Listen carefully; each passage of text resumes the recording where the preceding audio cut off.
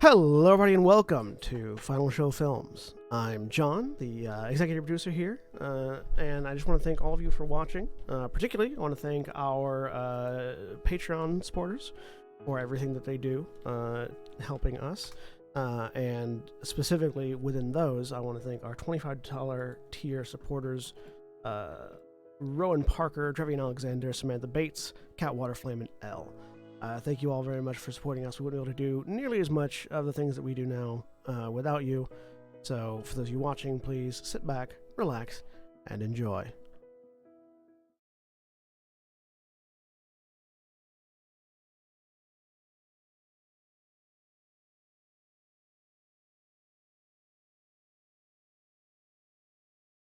We're live!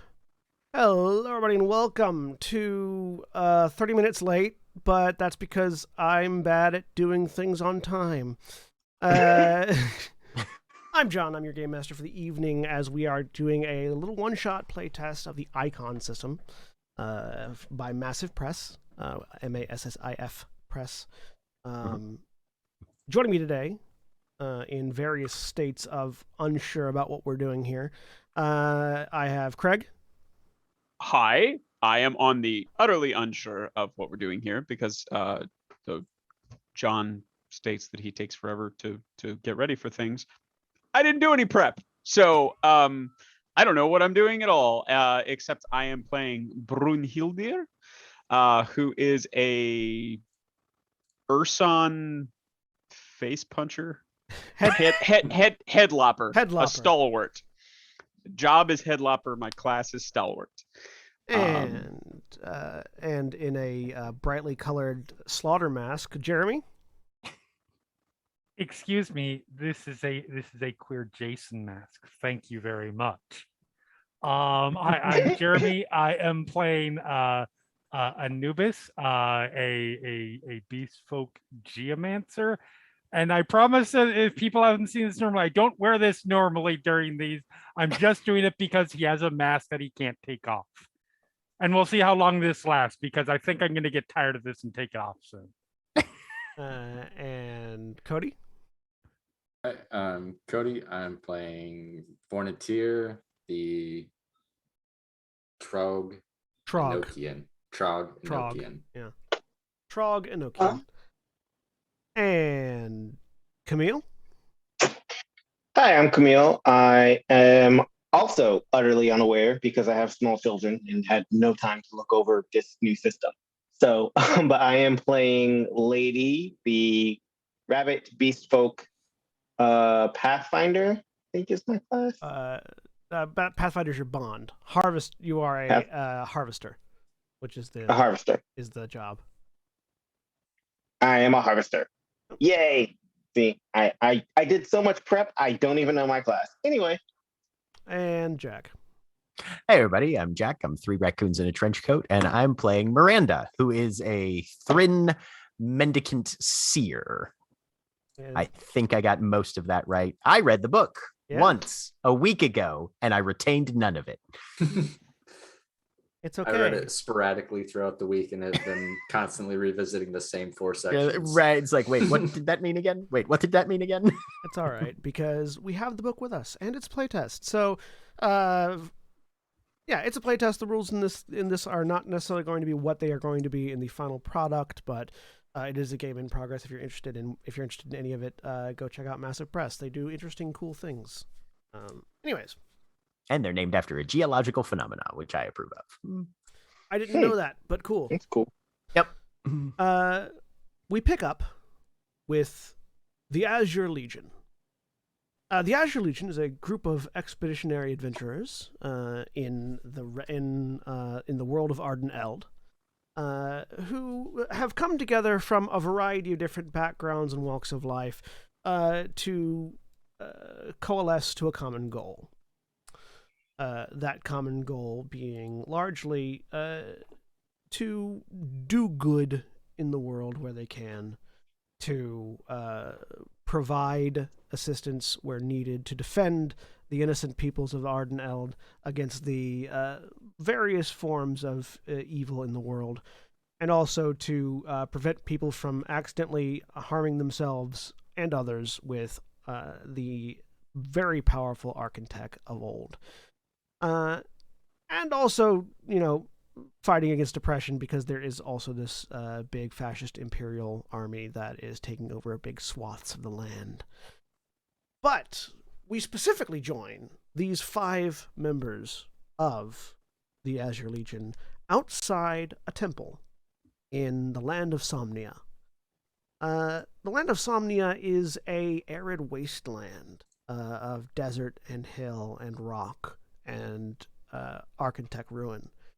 And they have hired the Azure Legion, specifically these 5, to escort a priestess, a Somnian priestess from the Somnian Basilica to some other location that hasn't been 100% clarified to you yet, as she goes on a pilgrimage meant to help restore the land and help provide for another year of food and water in this desolate place, which requires constant both natural and magical nourishment and revitalization.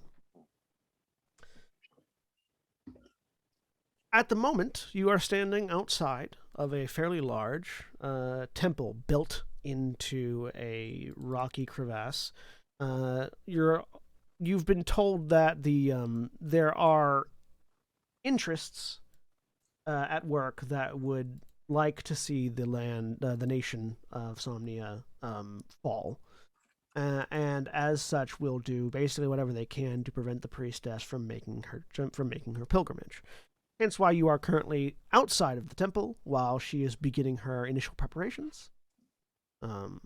Standing guard.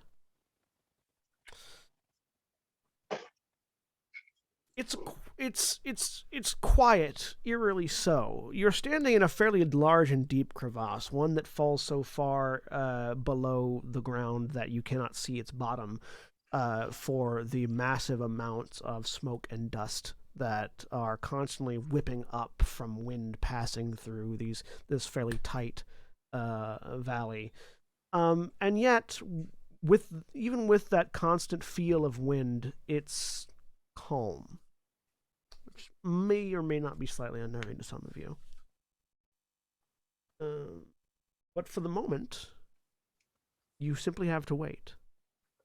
So, the 5 of you, standing on this platform outside this door, you know that it's going to be probably another hour and a half before the priestess is ready to go. And you know that there are potential threats on the horizon. So, feel free to, if you'd like to describe what your characters look like from their tokens.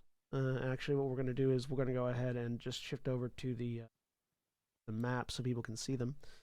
And just have a little bit of conversation amongst yourselves. Rapidly try to manufacture something.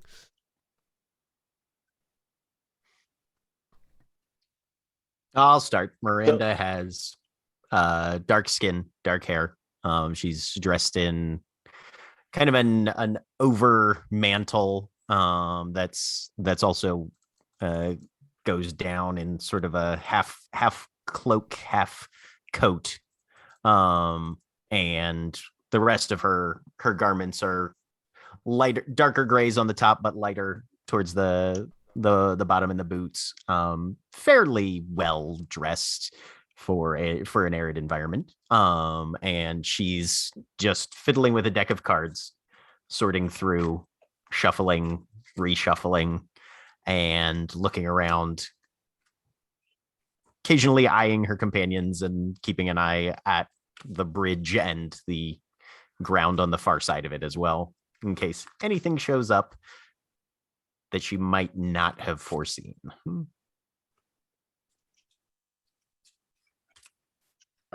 Vornitier, I believe, stands somewhere around like 7 feet tall. Somewhere in that area. Between 7 and 8 feet tall. Trugger fairly tall, but he's a large boy. Very large, also very covered in pretty well-weathered bluish robes, like super faded. Most of the features heavily obscured. in between the large scarf that takes up probably about 90% of the available like neck space and or face space. There's a sliver between the hat that they wear that you can see the occasional pricks of light. That is where their eyes are, so you can tell where they're looking. But classic black mage get up. If Vivi had grown up to be a 7 foot tall.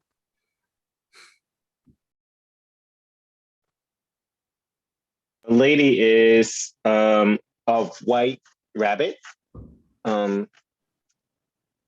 She wears like a priestess robe sort of thing. And she's got like a head covering. She carries a staff. And she's, from what I could tell, she's not, I mean, there's nothing really else remarkable about her. If you can say that, you know, being a bipedal white rabbit is not remarkable. It's not a staff. But- That's not a staff, by the way. It's not a staff. Is it a It's gun? scythe, It's a isn't it? scythe. It's a scythe. That's an interesting looking scythe. Okay, well, it's a scythe. It's a scythe. Does she have a pocket watch, and is she perpetually late to things? I wish she was. But I don't think so. Like Terry Pratchett's death. Exactly. There is one clock, and it only has one time, which is always too late. So periodically she's just kind of looking around, trying to get a feel for what's going on around them. And just really trying to be actively aware. But she also understands that if she was to be useful in any situation, she needs to stay close to the ground. So she's kind of, you know, just trying to be mindful of what's happening without getting too far away from the group.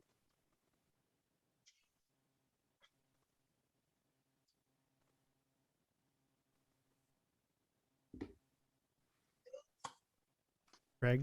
I can go next. Brunhildir is I'm not sure height. Looks tall, I guess about 8 feet tall. She's about 8.5, 9 feet tall.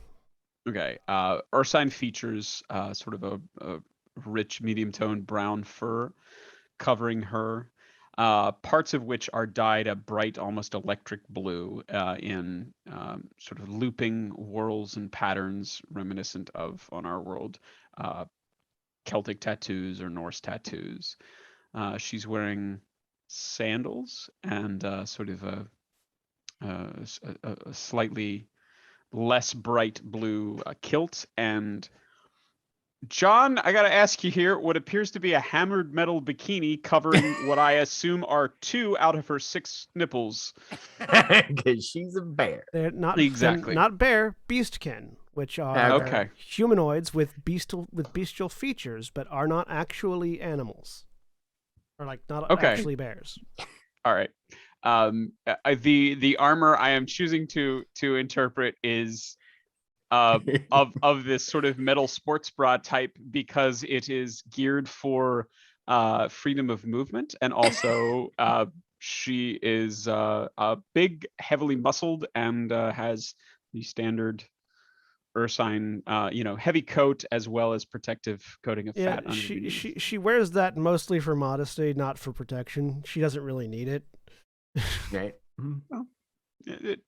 One third modesty at least. And she is in the process of sort of pacing back and forth, and actually at this point is probably checking to see if anyone looks cold because of the wind blowing up, even though it's calm at the moment. She also has an absolutely enormous double-headed battle axe. So Anubis is Gru, wolf person, and is pretty much what I think anybody who's a role-playing game enthusiast, if they think of the term guru, you have sort of a common thought process for that. A werewolf person kind of thing, sort of dark furred,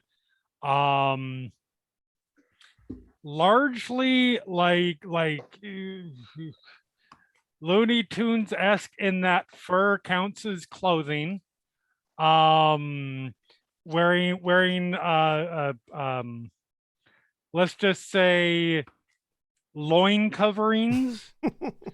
And just kind of has that motionless, sort of emotionless sort of stare ahead that you might expect from your typical serial killer or slasher villain, a Michael Myers or a Jason Voorhees, and has a mask or a helmet that very much depicts Anubis, the Egyptian god of judging you after you have passed on, and so forth, and is just sort of standing there, arms crossed, cross chest, and just sort of staring straight ahead.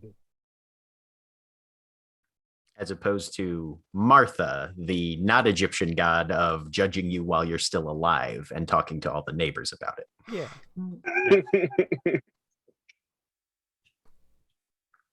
All right. So. Oh, great Karen, hear my prayer. Yeah.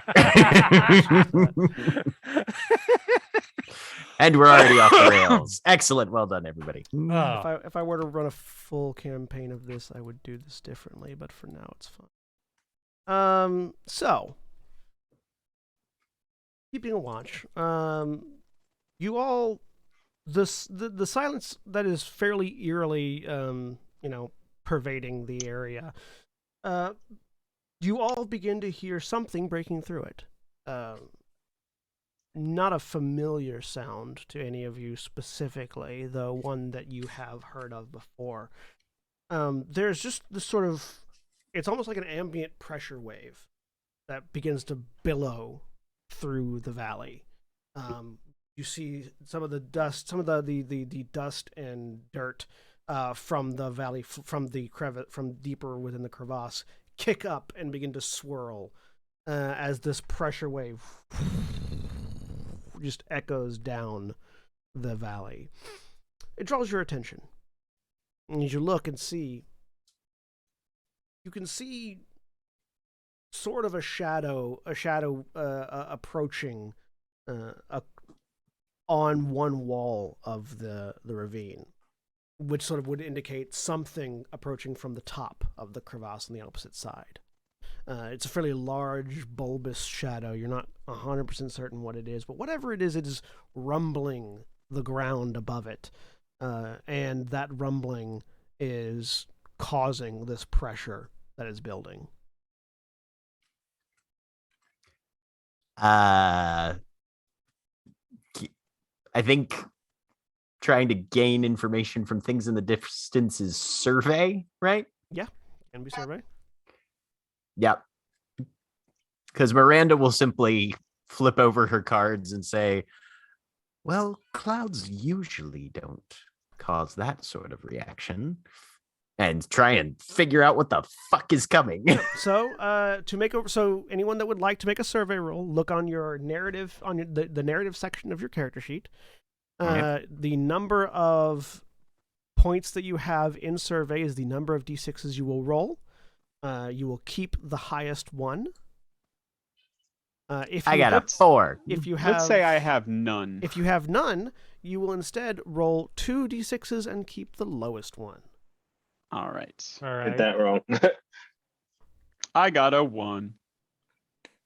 4. No, you got a 5, Jeremy. No, because I have no survey. You have 0 too. Okay. Yes.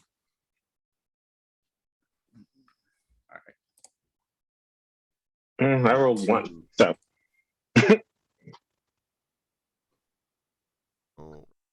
So, here real quick.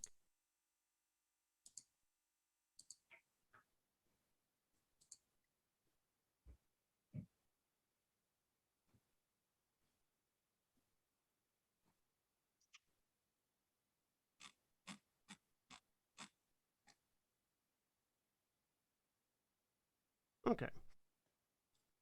So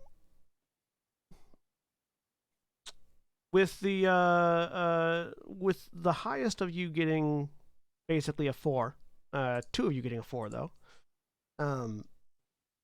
Miranda and Anubis sort of gauging on what's going on, looking at this. Miranda, Anubis, you have never seen this before, but it seems to be some sort of large vehicle of some kind, which puts you in the mind of the Empire. They tend to repurpose any scavenged architect that they can find and utilize it for these fairly massive constructions of, magic technological artifice. Right. Miranda, you're sort of looking up, and you sort of flipping around the cards, and as you flip through these tarot cards that you have, you flip up a series of cards that I'm not going to go into the specifics of because I don't tarot myself, that indicate an approaching danger.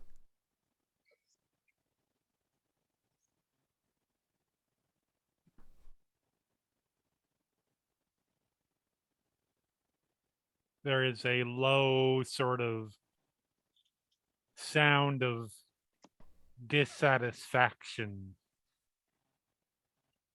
Well, that doesn't look good. All right, all of you get behind me. You named her Brunhilde. I did. Miranda will do so and kind of post up by the door of the temple, probably. Best decision I ever made. I'll get up front, get the axe out, and just holding it in front of me in a defensive posture. I'm gonna duck behind this wall. Did you mean that wall or this wall? A fourth one. Does anyone know what it is? It looks like trouble. We're going to stop it before it can get through. I think that's probably a good idea, but what sort of trouble? Sounds like wickedness to me. Yeah, but everything we always sounds didn't like really have weakness to any you. significant details. Could Miranda make a recall roll to see if she knows any details specifically about this sort of phenomenon? Sure. Yeah, give me a recall roll. Okay. I have 2 in that one. Anubis looks at Fuck. Bruin and says, "That's because it usually is." I probably don't know anything. I got a 2 and a 3.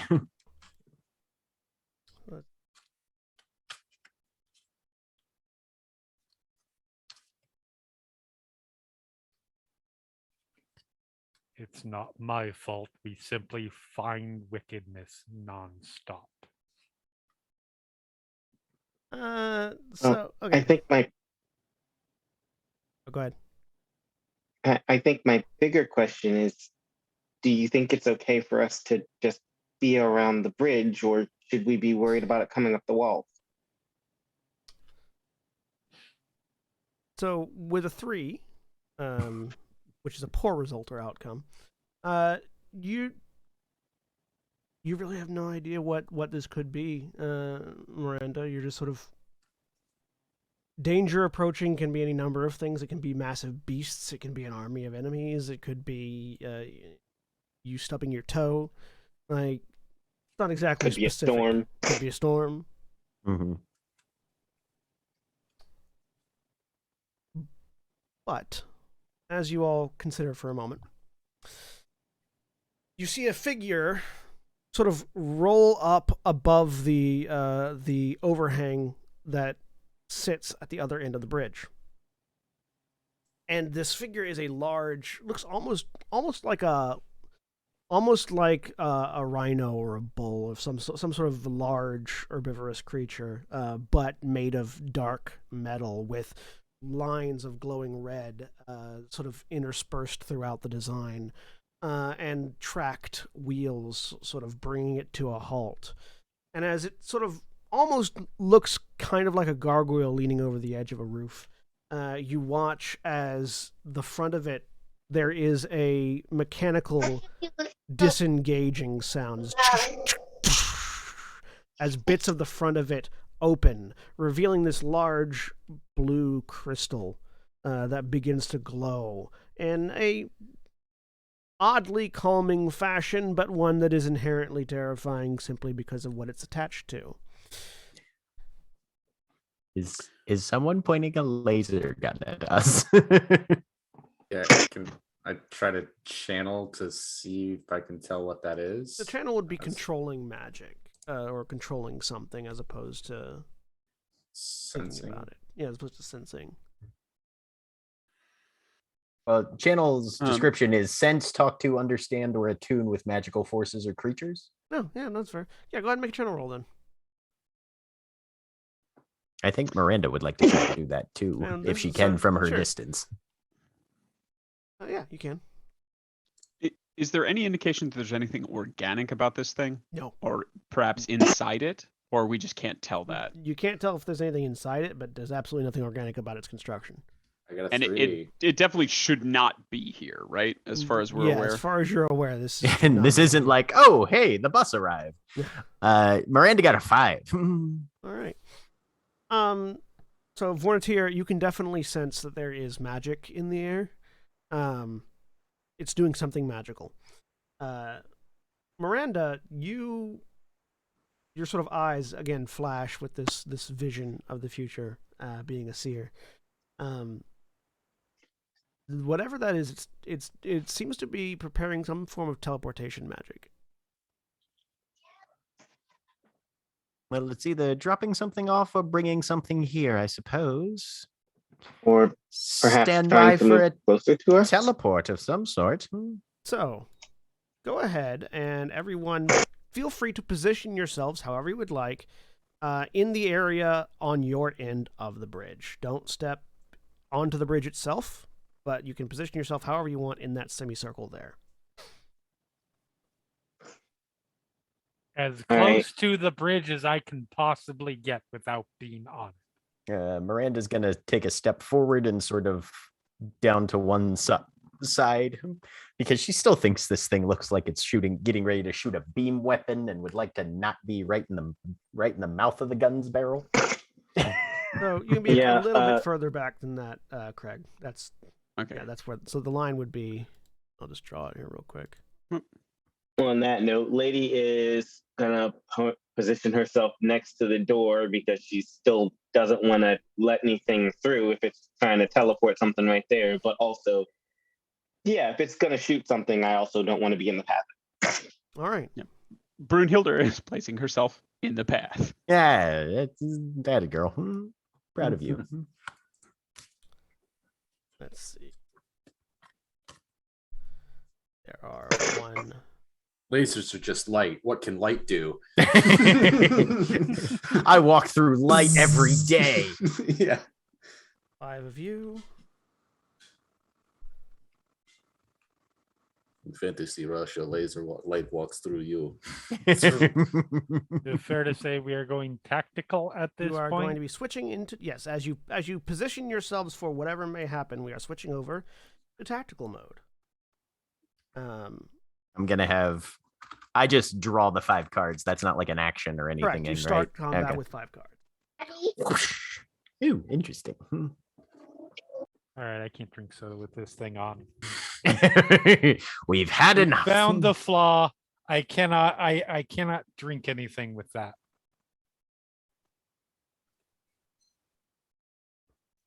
Brunhilde has like a pack full of Capri Suns for you. Just break it out and stick the straw in. Oh no, Anubis can drink normally and eat and everything normally. I can't. Because my helmet is not magical. It's true. So, as you position yourselves, there is a brilliant blue light that emanates from the crystal in the middle of this construct. And as this light flashes, there are 5 additional pillars of color that appear at the other end of the bridge. As they appear, you see 5 individuals that all seem to be some form of Imperial trooper. We have one individual that is fairly heavily armored, carrying a large sword. 2 other individuals that are lighter armored, but carrying respectively between them a pair of axes and a bow and an axe. And then another individual further back, 2 other individuals further back that are lighter armored, but seem to be of greater importance based on the markings on their armor that you can see. Mechanically, there's no hidden information in this particular tactical game. What you have before you are an Imperial Brute, an Imperial Berserker, an Imperial Shortbow, an Imperial Commander, and an Imperial Summoner. They teleport in at the other end of the bridge, ready and waiting for battle as we begin our tactical rounds. So, at the top of tactical rounds, there are a number of things that happen. Miranda, you start off with 5 cards drawn. All of you on your tactical sheets, make sure that your hit points are set to the maximum, which should be listed on your character sheets. And Brunhilde, you start with one burst of vigor, which is going to be to the right of your hit points on your character sheet.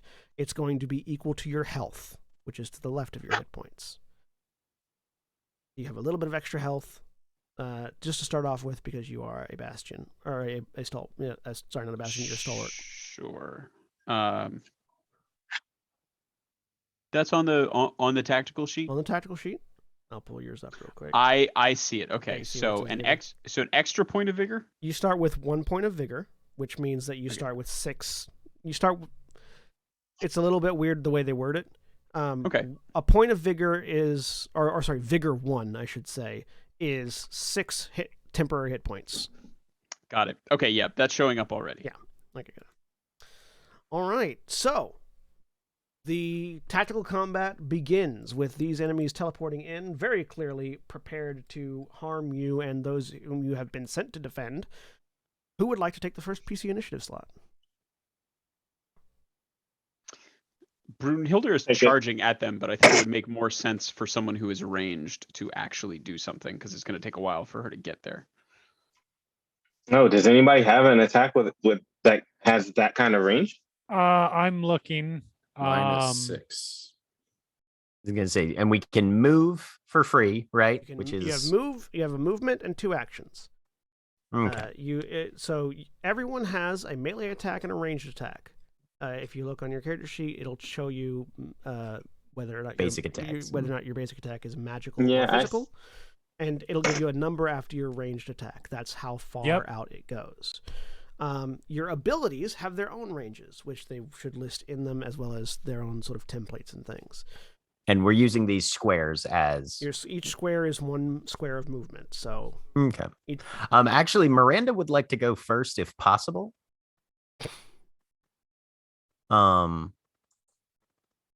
Because she wants to move 3, and that I believe, or no, her movement is 4, and that would get her within 3 squares. 1, 2, 3, and she wants to take the bless action on Anubis. Okay, so Anubis, you now have a blessing. So you have a bless token. And if you discard that at any time, then I can give you an effect of one of the 5 cards in my hand, regardless of distance or line of sight or anything. So that's 1 action. You have a second action if you'd like to do something else.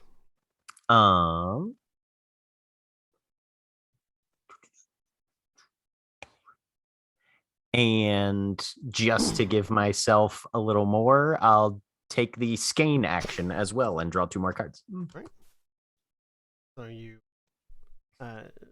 flick a little bit of magical divine energy out towards Anubis, which... Oh, actually, I want to do it like this. Oh, go ahead. It looks... Anubis. Hmm. Think of a card. Do you have it? Is it this Sure. one? Maybe. Yes. She looks a little disappointed. Oh, did you say yes? It said maybe. Yes. It's my favorite card trick in the world. And then she just sits back and kind of smiles at you. Yeah, and you feel blessed Okay. somehow. All right. So you drew some cards and you put out a blessing and moved. All right. We're gonna go on over to the NPC. The first NPC. Let's see. Who wants to go first over here? Not you, because you go last. All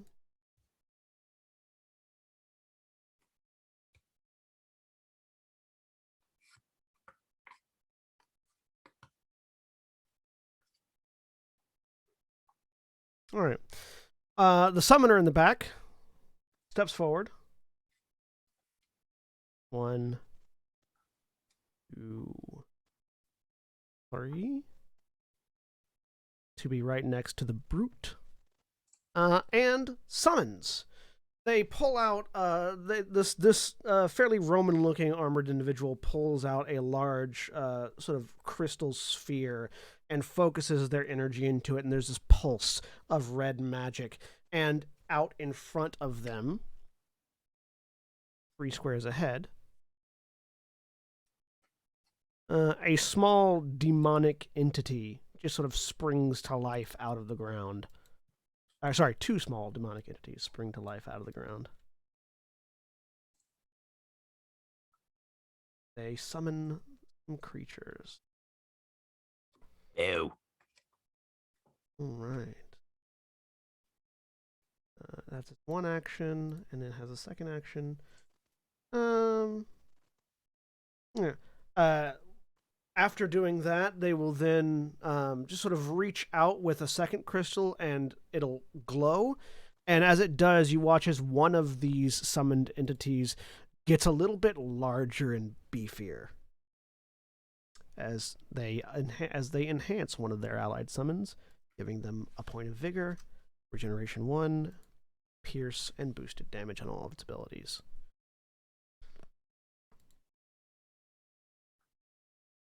That's their setup turn. So now it's a PC slot. So there are now 2 more NPC.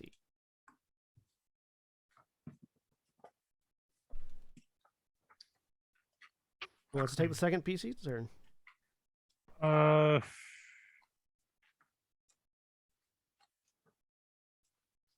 You want to wait? I mean, I think I'm just running. Do y'all want me to do that? And then we'll see if any of them come closer so y'all can hit them with stuff.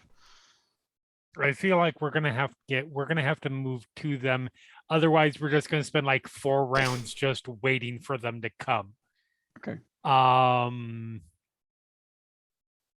But yeah, you can go. I'm gonna do the same. I'm gonna move up to them and prepare an attack. So Okay. you can definitely go first. How does running and dashing work? I've run 2 and dash 4. So your there are actions you can take. So when you run, hang on, let me pull it up here. In order, basic action. Go. All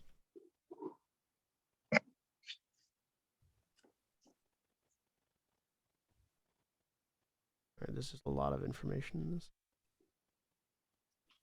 There it is. So for 1 action, you can run to move half of your speed rounded up.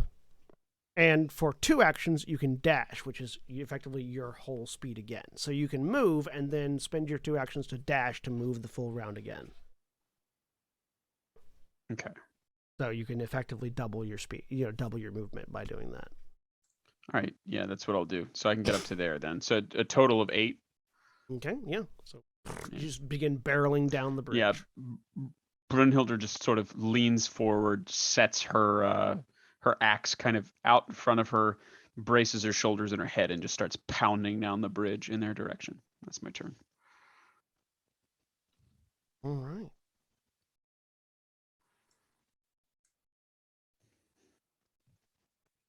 Not yelling, no war cry or anything, just sort of, here we go. It's time to feast. All right.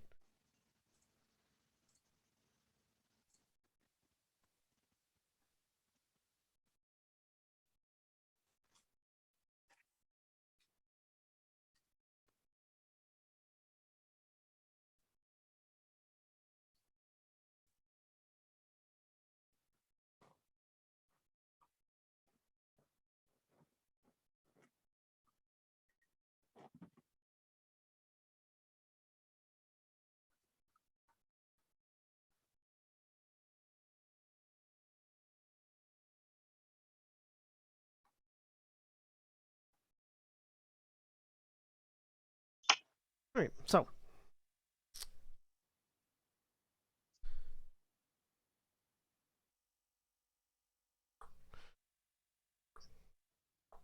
All right. The archer is going to move forward. Short bow.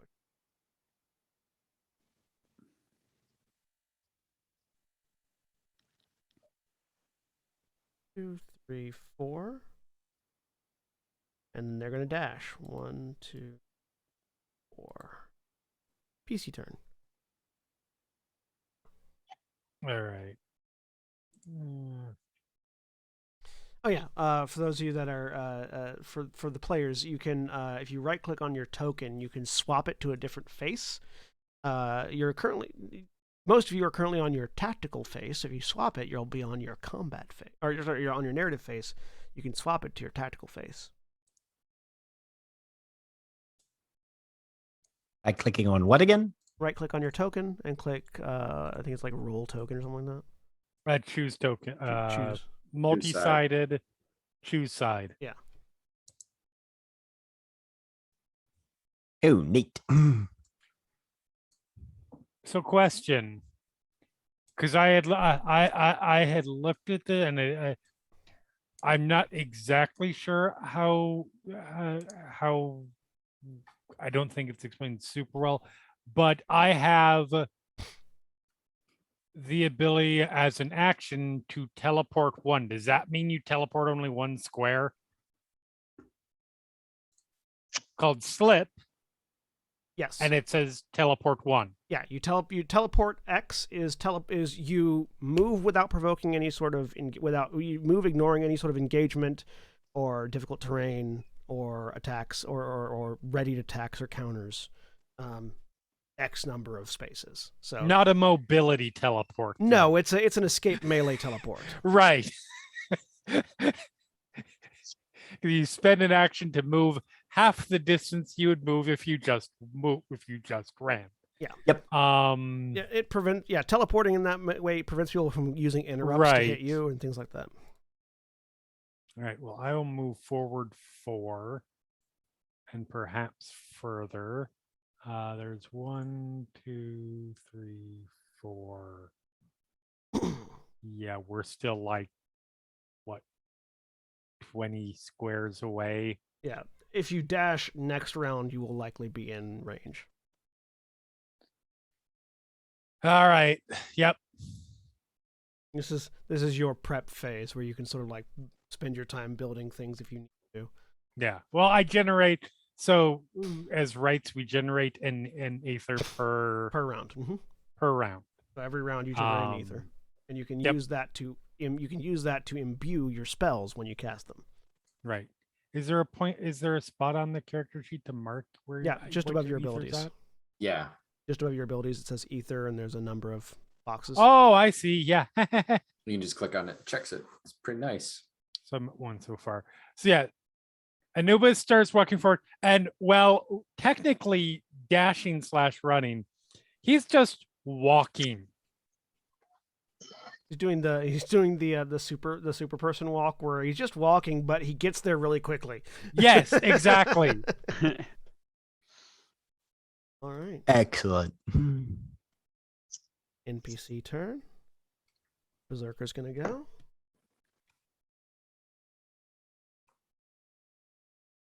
And dash is one action. 1, 2, 3, 4. One action. 1, 2, 3, 4. One action. 1, 2, 3, 4. So the one that's slightly less armored than the rest and with a pair of axes just takes off running towards you. PC slot. I'll go if you are good, Camille. Yeah, you can go, Cody. Okay.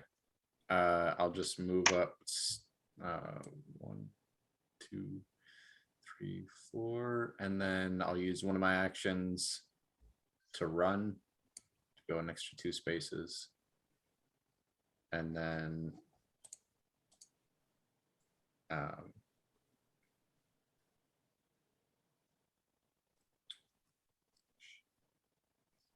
really think I have anything else. I'm gonna start. So yeah, smoke just starts billowing out of all the open orifices in the clothing, and a little bit of the same of what's going on with Anubis, but just like a tiny ball of fire, just about 4 inches from the palm of their hand, just starts like quantum lock, just going right with them while they walk forward, Nice. jog forward. That's me. What? The summoned demons are gonna go. One of them. 1, 2, 3, 4. Run 1, 2, 4, and next PC slot. The last PC slot, which I believe is Camille. That would be me. Yep. Yeah. So I'm going to. Okay. Do I need ether to use abilities? No, you use ether is a right ability. You are a mendicant, which uses different things. Gotcha. Okay, so I'm going to summon my Kinshewer, which is a carnivorous plant that I can summon within range 5. So I'm actually going to summon it and place it. Yeah. So dang it. yeah, it's only got range 5 for where you can summon. Are you gonna place it right next to the door? Right. Yeah, right next to the door. All right. Put a little guard there. Right. Right.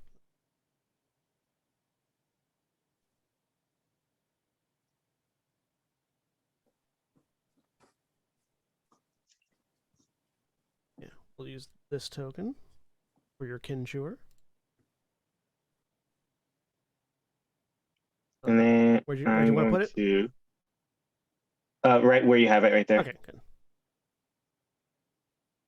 And so I'm going to move 1, 2, 3, 4. And so then I can use my last action to move 4 more, right? You can use your last action to move 2 more. Move 2 more. Yeah. Gotcha. Okay.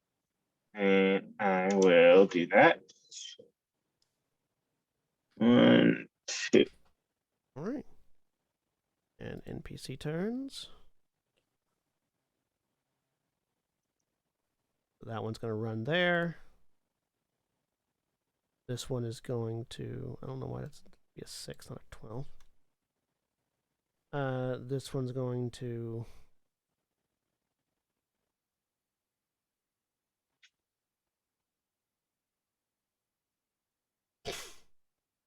Yep, okay. 1, 2, 3, 4. 1, 2, 4.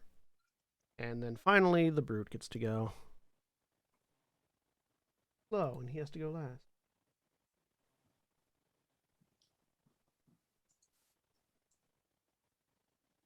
One, 2, 3, 4. 1, 4. All right, top of the round. PC turns. Do we go in the same order each You get to pick. turn? You get to pick each time. You can determine each time who wants sweet. to go first. I'm close enough to fuck some of these guys up. Same. Go for it. Yep. All right. Get in there. Brunhilde, running forward, takes one hand off the axe, pounds herself right above the chest plate. I'm gonna use what is it called? Burning blood to take a wound. to make an ability heroic and double the distance of any flight, dashes, or shoves made as part of that action. So I'm going to then run forward and use Valkyrie. So essentially runs forward and then leaps into the air, smashing down at this. This is a brute, yeah? Yeah. So you take a wound, Okay. which reduces your max hit points. Right. It doesn't come off my vigor. No, it does not. No, wounds affect your maximum hit points. They don't. They do not affect your vigor. Where do I mark that? There should be a. It should automatically mark it once you hit the checkbox there under vital stats on your tactical tab, I think, right? Yeah. It does for me when I check it. Yeah, if you mark the if you mark the checkbox next to wound, it will automatically Auto reduce edit. your max hit points. Wait, that's what I'm not seeing though. Where is that? There Oh, it's- no, I got it right. Okay, yep, Got it? yep. Okay. It took it off, so it took 6 off. Yep. All right. Okay, cool. So you Uh, heroic your Valkyrie, which increases its fly speed, which increases its fly range to 2, and also gives a curse to the save that the target has to do. Yes. And then the burning blood ability, it doubles your speed as well. Yes. Um, So that gives me enough distance to be able to get into contact with the brute. So what does Or it look is like that when you Valkyrie? There's a berserker and a demon there. I think you can get to either one of Yeah. them, honestly. The berserker, I think, because that's the one that's closest to all my sweet little cubs. It is. I think it really looks like she is pounding forward and then tenses and then springs with such force that cracks appear in the stone of the bridge, and smashes down, bringing the axe in as a giant overhead. So chop. yeah, it's just a massive leap from this mama bear. Yeah, that there slams aren't down. wings or anything. She's just jumping. All right, so go ahead and make an attack roll. It's going to be a d20 plus 1. All right.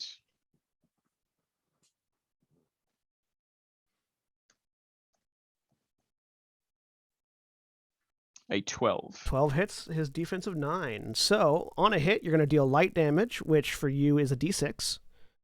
Okay. Does burning blood? One. Does burning blood? I don't think it does any extra Doesn't- damage. it doesn't I add any think extra it's just- damage, no, okay. It affects my move. Yeah.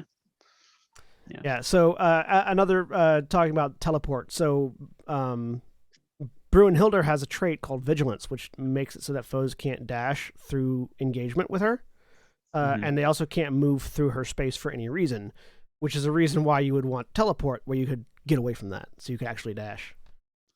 Right. It also the berserker also needs to make a save or become Yes. and it has +1 on curse on that. Yep. So the berserker has to roll a d20, roll a d20 against a 10. But it also, because it has a curse, it has to roll a d6 and subtract whatever that is from the roll. Nice. Sorry, a d6. Yeah, I said d6. Yeah. Yeah. 1d20. Subtract. I'm definitely starting to Minus- see the shared lineage with Lancer. So they rolled a 4 on the d20 and then rolled a 4 on the d6, which makes it a 0. So they fail, which means they are what? Winded. Winded. In addition to I don't know what that taking does. how much? 1 point of damage. Yeah, not fantastic. Winded, cannot dash, teleport, or fly. Which, considering that it can dash as an action, means it's really short. You're really- Barbarian needs to take a knee. So, yeah, you just like slam it. Like, you don't get it with the axe so much as you get it like in the chest, in the chest with the butt of the axe, and you just watch him crumple. Well, since it's an NPC turn, Now there's a growl and a roar. he's going to return the favor, Yeah. and he is going to. As he takes damage from you, even though it's only one, he's going to use his interrupt to initiate a vengeful slash. He's going to deal light damage as an effect to a random adjacent character. So there are 2 adjacent characters to him.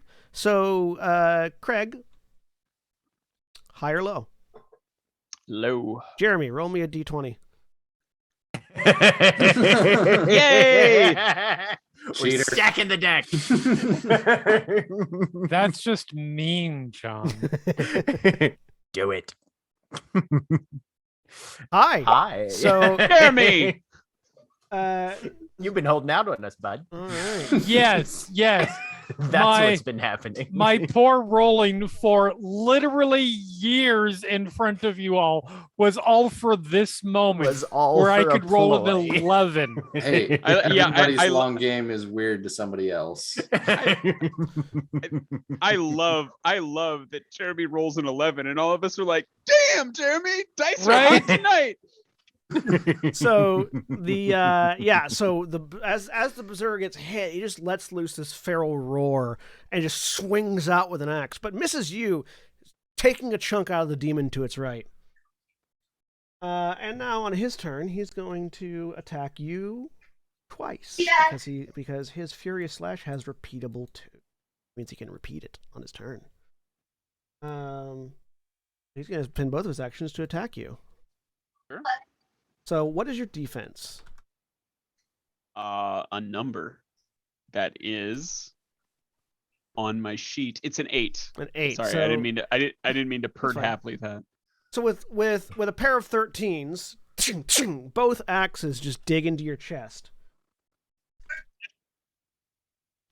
How does defense work? So defense is the target number that they need to hit you.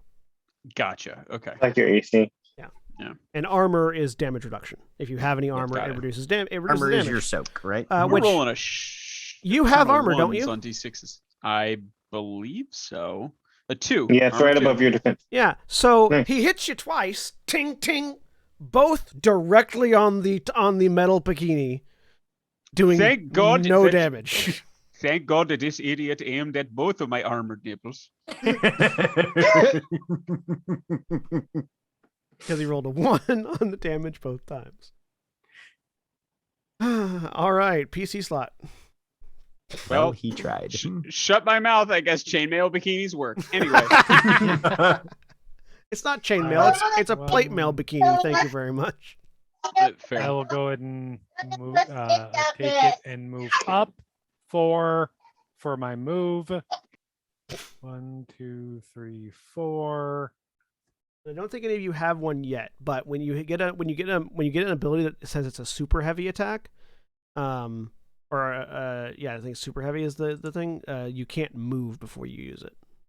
I have one of those. You do? Okay. Yeah. If it's your limit break, you don't have it yet.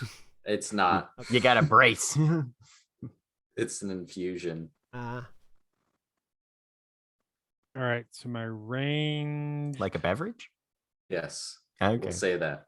It's a super heavy beverage. So my magic. Okay, so my ranged basic attack is magical range 6. Mm-hmm. That's the So that's when if you're not using any of your abilities, you just want to throw a rock at him. Your range correct, is because I 6. believe I don't think I have anything that can get within that can hit it still within 5.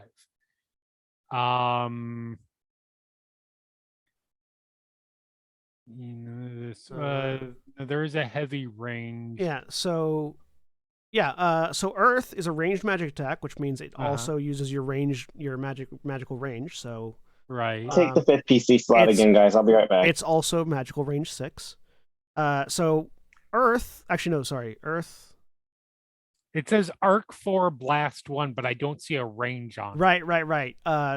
Arc is I was just originating. looking at Arc that. is originating from you, going 4 spaces in any direction, but the squares have to be connected to each other. So like you can curve an arc in any direction, but so long as all the So squares you're touch. saying I'm curving the bullet. Yes. So for that one, you have 4 squares that you can line up from wherever you are, Right. and wherever it hits, so wherever that last 4th spot is, becomes a blast 1, which is all the squares around that final square. Yeah, so I will basic attack then because I Yeah. don't want to. I don't want to. Yeah, Yeah. So range is not well. Well, hold on. So it's heavy. Heavy. So it doesn't say how many actions that heavy is 2.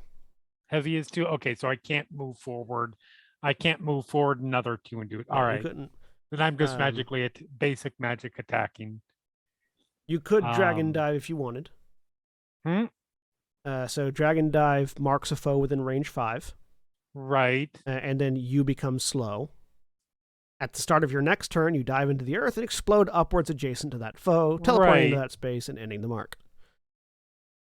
I mean, I do have to ask, how thick is this bridge? Because I don't know how deep I can dive into it. It is magical realism. It doesn't matter. Okay, fair enough. There is no actual elevation in Icon. There are edges which, if you fall off them, you get hurt, and then there are there are like elevated terrain, but the only effect it has is if you get too far away, you can't hit them. All right. Well, I will go ahead and I will just use I will magic range attack. So when you make So a D20. basic attack, you get to pick light, heavy, or super heavy. I mean heavy because I'm not using my other action for anything. Yep. So if it's heavy, it's going to be 2, and it's going to deal your heavy damage, which for you is going to be 2d8 if it hits. So D20 and plus I get 1. D20 plus 1 plus a D6 because I have a blessing. Yeah, I think that's how it works. Because Jack gave me a blessing. Yeah, and I don't think that's what blessed does. Hang Didn't on a you say second. it was a blessing? Curses So and it gives you a boons, Andy. token. yeah, sorry, bless, not boon. Right. So it gives you a token that you can expend at any point, and I pick a card and do something to you. Oh, Helpful. Yeah. You have Good to a know. one-off buff in your back pocket that you can spend whenever you need to. now we're rolling like we roll. What'd you roll? A 6. That would be a 5, Well, it's a which 6. makes it a 6. And you're targeting who? The berserker? Yeah, this dude here. Yeah. So he dodges out of the way as you throw a boulder. I'm assuming. Sure, something like that.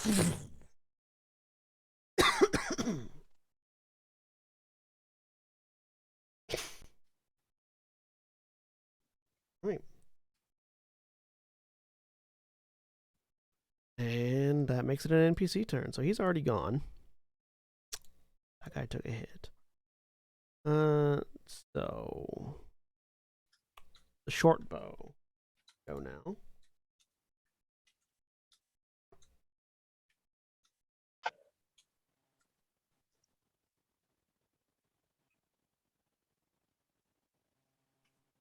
One, 2, 3, 4. Going to run to here. And is going to. Yeah, I already turned it up. Hopefully it helped. Okay. And is going to pepper Bruinhilder as they run this way. Because diagonals don't exist in this game unless you're a vagabond.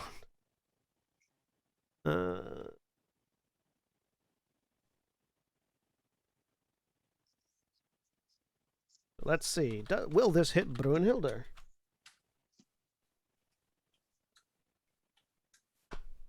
$10.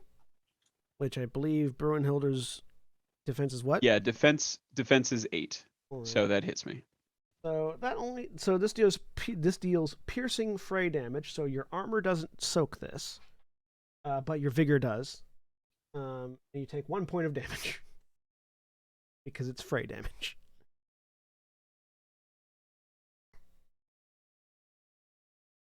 All right, PC slot.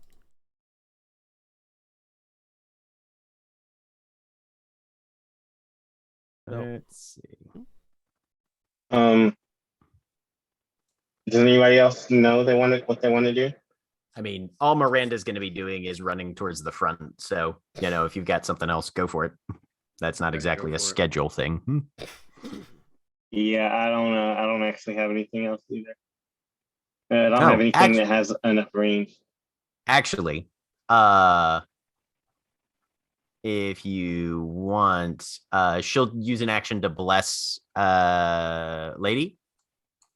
Okay. And then do a move and run rather than a move and dash. 1, 2, 3, 4. 1, 2. Because run is 2. Yep. Boop. All right. So, Lady, you've got a bless token on you as well. Sweet. And that should be all of my actions for the turn. All right. NPC slot. The commander is going to get up there. 4. The commander.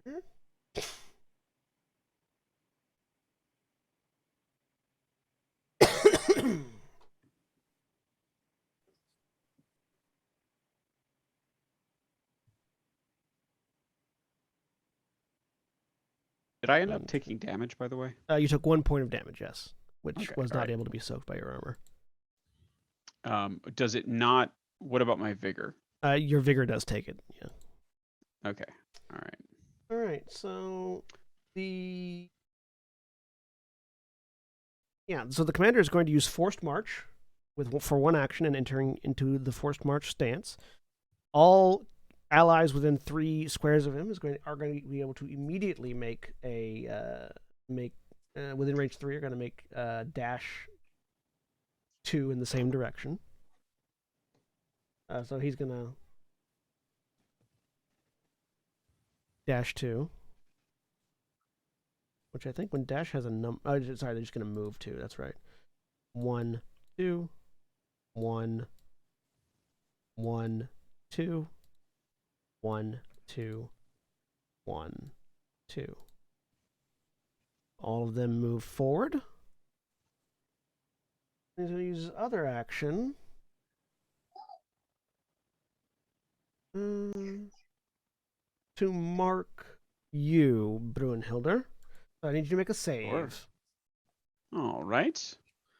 That is a D20. Yep, D20 versus a 10. No bonuses, correct? Not at the moment, I don't think. 16. 16. Nice. Right, you are not marked. All right. All right. PC slot. All right. I guess I'll go ahead and go. Okay, so what can I do with a blessing, John? I missed that. So at any point in time, you can spend a blessing to receive a random benefit from Jack. Gotcha. And they can know what those benefits could be, Jack, if you want to give them. Yeah. So, what I've got right now is I can teleport an ally to an adjacent space to me. I can cleanse an ally and all characters adjacent to them, hostile or allied. I can give you 3 vigor, but you take a wound. I can give you defiance, which basically means no, you can't drop below 1 hit point. Until something would drop you below 1 hit point, in which case defiance goes away. So it's kind of a thing there. I can give you unstoppable, which means I need to go back to the page with all the statuses on it. Unstoppable. You can't be stopped like in movement. Right. I can give you a boon to all your saves until the end of your next turn, or I can give you evasion until the end of your next turn. Nice. So yeah, lots of helpful things. So Yeah. And that's determined randomly. no, I get to pick. Basically, I go, here's your fortune for the day. I see. Okay. Okay, so to dash, does that take 2 actions? Dashing is 2 actions, run is 1. Gotcha. Okay, so that's what I did. I moved and then took my 2 actions to dash. All right. Get to NPC turn. All right, so that one's gone, that one's gone, that one's gone. Summoner. Gonna go 1. Actually, no, Summoner's gonna stay back there. Summoner is going to.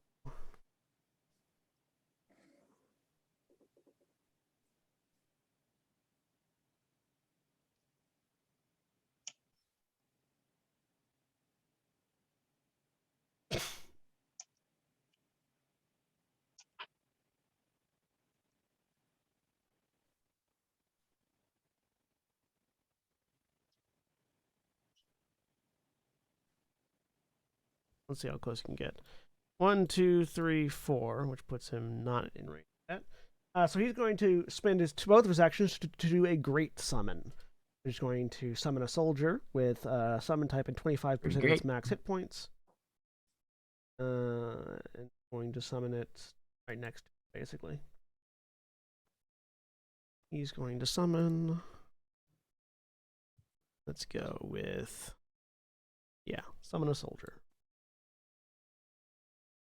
So he holds up that crystal again, and this time a ghostly armored warrior that looks kind of like the ghost of a dead Imperial just rises up in front of them. Adding another NPC turn to the list.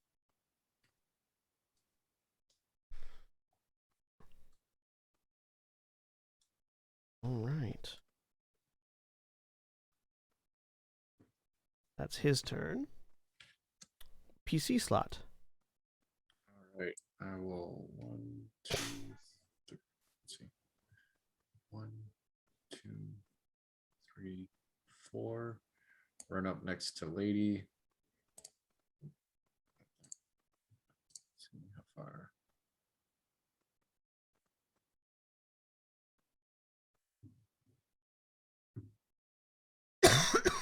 Use 1 action to run 2 more spaces there, and then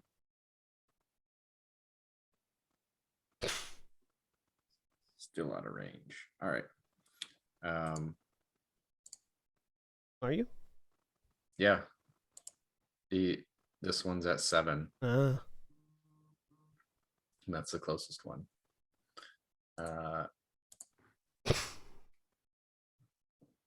Yeah, and that that mote of fire that's about 4 inches from his hand is now a little further out, and now it's about the size of about the size of softball now. You have 2 points of ether. Yes. All right. That soldier's gonna go.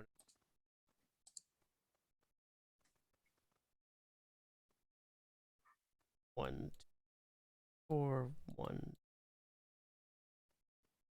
Next NPC slot.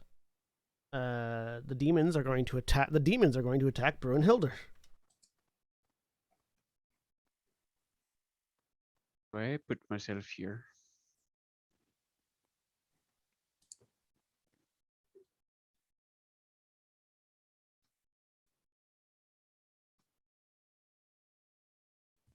Demons.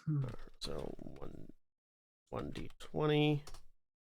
So this is the one that's been enhanced. An 18 to hit. Summoner. They're going to Enhance. They're going to do 2 pierce damage to you. All right. That I assume bypasses my armor. Bypasses your armor, but not your vigor. So does that mean I mark a wound? I'm not really sure how. So you don't mark a wound until your hit points are gone. Oh, Okay, Every I time, have been doing that. So yeah, so I've been doing that wrong. your damage reduces your hit points. When your hit points hit 0, you take a wound, which reduces your maximum hit points by a quarter, and then you get back up to whatever your new maximum is. So I just manually drop my vigor then? Is that what I should be doing? Yeah, you would manually drop your vigor every time it takes Okay, damage. all right. I fixed that because I had it so I had 2 wounds, but instead I should have just been down 1 vigor Yeah. and now 2 vigor. Yeah, you have one. Okay. Yeah, you have one wound and now down 3 vigor. Oh, that's right, because including the one from before. All right, and then Yep. 11 hits you on this one. This one does not have pierce, which means it only does 1 damage. So block that with my armor.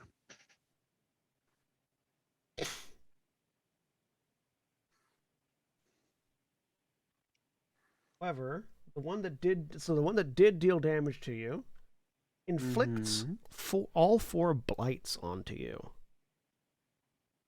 Because these guys don't do a lot of damage, but they inflict blights. Lights suck. Just a minute, babe. So let's see. Where are the blights at? Where are the blight women Jesus Christ, Craig. at? It's a Blazing Saddles quote. I definitely know what it's a quote from. But there's so many other things that like All right. blight is actually key to, like Dragon Age and So shit, the you know? blights are burning, electrified, poisoned, and frostbite. A character takes You're piercing all of damage. those. So you now have burning, electrified, poisoned, and frostbite from the 2 damage that you took from the 1 demon. You take piercing damage at the start of their turn, equal to a number of unique blights you are afflicted by, up to 4. So you're going to be taking 4 piercing damage at the start of your turn. Okay. And that's it. Blights can be cleared by cleanse or other abilities that specifically clear blights. They cannot reduce you past 1 hit point, though. So you can't die to blights, but it will hurt. All right. So that one's that. That one's that. Why is that at 12 again? So weird. Do they have additional effects, like making things more difficult for me or anything like that? No. No, I think they're pretty much just a dot, pretty much. Yeah. Mhm. Okay, all right. Also, that demon's regenerate goes off, which gives them vigor 1. They get 1 more hit point back. They get the 1 hit point they took away. They got taken away by the berserker back. All right.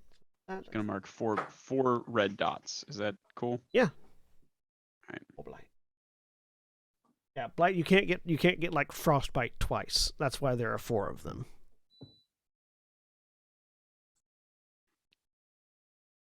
Brute. It's the brute squad's turn. 1, You are the Brute Squad. 4. All right. So the brute, which is a much larger, not quite the size of you, but getting closer to there, Brunhilder, gets up behind you and is going to use both of its actions to wallop you. So you need to make a save. Okay. 10. That's a successful save. So you take light damage and are shoved 1 as he wallops right. you, and you are shoved to here. He's trying to shove you off the bridge, but you saved. Off the bridge. All right, so you just take light damage, which is just going to be a d6. So 3 damage. Your armor does resist this, so. Okay. So I take 1, correct? Yes. Okay. All right, top of the round, PC slot. If I may, if everybody's cool with that, I would like to take it. What, do you see a crowd of enemies? I do, and I haven't attacked in 2 rounds, so this pyre has been building up. It now has blast 3, and I'm going to infuse it using all 3 aether that I just acquired. So you acquire ether at the end of your turn. Yes. Okay. Or no, at the beginning. Is it the beginning? Yeah. Yeah, it's at the beginning of the round. Oh, yeah. Never mind then. Yeah. beginning of the round, you required ether, so you have 3 now that you can spend to make it an explosion. Yep, I'm going to make it an explosion. Nuke. It becomes a super heavy attack. The range is now 8, and whether I hit or miss, everything within that blast is now on fire and burning. All right, so you only target the one that you're targeting, and then Yep. everything in blast 1 of it takes the area of effect damage. I am aiming at the short bow because that won't hit Brunhilde. It'll hit pretty much everybody else, though. This archer is on fire. So blast 1. What's the template on blast 1 real quick? It's just 1 square in each direction from the initial target. So this is a blast 3. Could be Because 3 squares. because of my trait Apocalypse, if you don't attack during your turn, for your entire following turn, your abilities that cause blasts have their size increased by 1. Yeah. Nice. So now I'm throwing a basketball-sized ball of fire. Blast 3? Yeah, that's gonna May I hit. suggest basketball? Basketball it is. So it's going to hit like the 2 demons and the brute and whoever this And the soldier guy soldier, here is. yeah. Yeah, it should And- hit these 5. All right, so go ahead Targeting. and roll your attack against the short bow.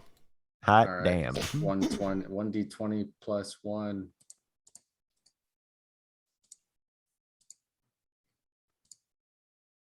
Oh, 8. 8 is a miss. Damn it. But on a miss, you don't not do damage. Yeah, I still do light damage. You do light damage to all of them because the area effect is light damage. Yep, And also, all of them are burning. correct. So now I roll 1d8. What does your explosion look like?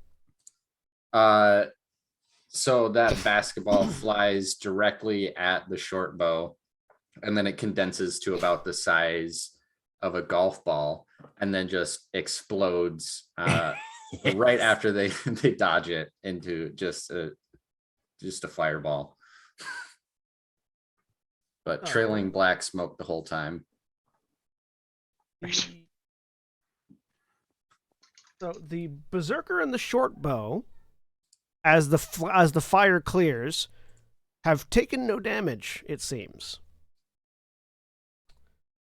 because they have dodge, which makes them immune to all damage and effects on misses or successful saves. They're also resistant to damage from non-attack spaces of area effects. Actually, no. So the short bow takes no damage. The berserker wasn't even in the area, so that doesn't matter. Yeah, the short bow takes no damage. All the other 4 all do though, and are also burning now.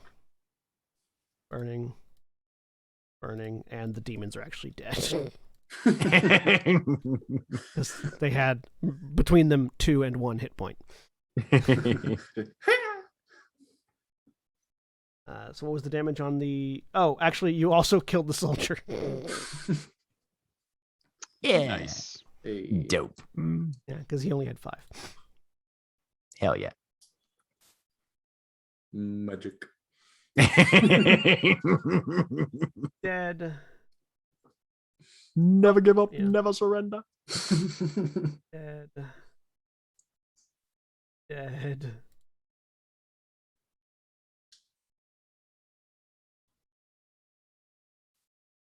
Thank you, John, for pushing Brunhilde out of the way.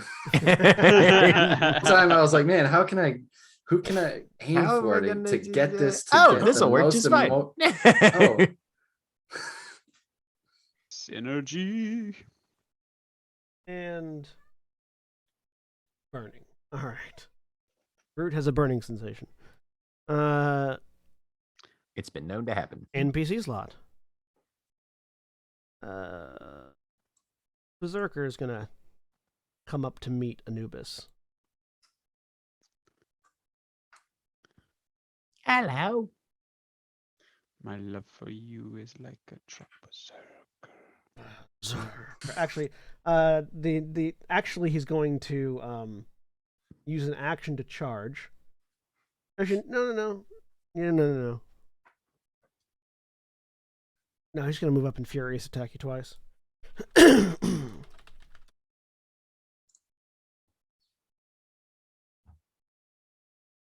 So a 14 and a 13 to hit you, which I believe hits your defense. Yeah, my defense is 8. So 6 and 5 damage. Now he rolls Ow. more than 1.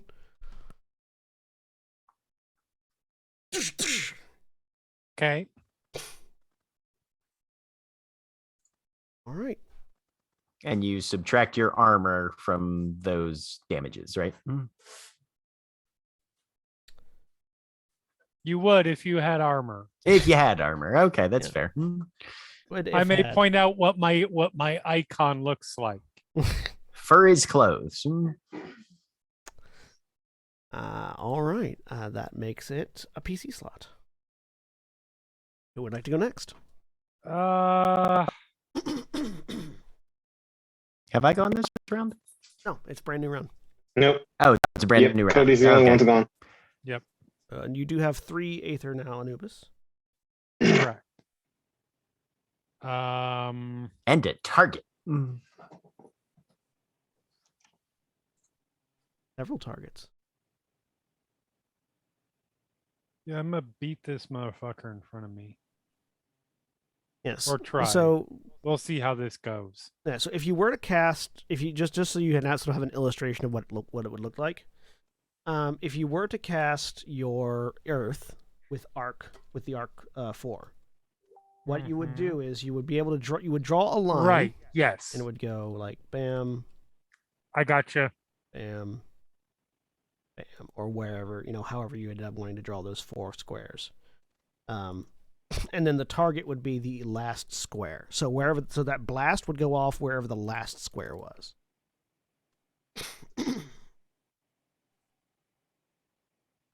Yeah, no, I've got a guy in front of me. Why don't I just beat him I mean, that's also fair. with my fists? Beat him with your fists. Um, Would you like to take a would you like to do a light, heavy, or super heavy melee attack since you haven't moved yet? I mean, I'm not doing anything else, so let's super heavy it, I guess. Yeah. So super heavy, doing a super heavy physical or melee attack boosts the damage from a heavy attack. Right. 11. Hits, do 3d8 Okay. damage. 9. What's with all the ones? Have you met Jeremy? I mean, you still drop him to bloodied, so there's that. Cool. Which means he's at half health. So you're saying we might actually get through this combat before the session ends? Yeah. Look, one shots, they're weird, No. I am Mhm. down for it. I am down for a big fight, and that's it. I may have also underestimated how long this bridge was. Yeah, well, Done 'cause that in myself. D&D, you got, your regular movement is 6 usually, 5 to 6.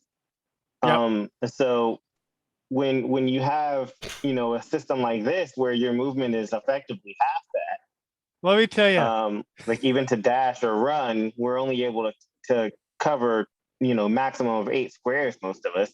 Yep. Yeah, the bridge being that long is a much bigger thing than it would be in D&D. One of my home DMs has regularly been like, when we start a fight, all right, yeah, no, you're about 200 feet away. And I'm like, all right, just get to me in 4 rounds as I'm running. Yep. Right, I'm going to go outside and smoke. I'll be back. right. All right. NPC turn. That one's already gone. Commander's turn. The commander is going to...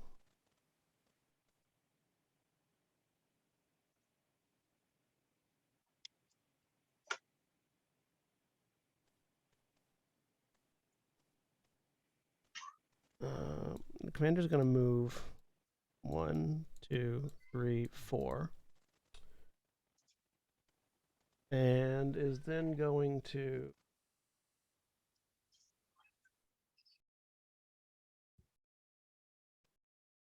dash 1, 2, 3. PC slot.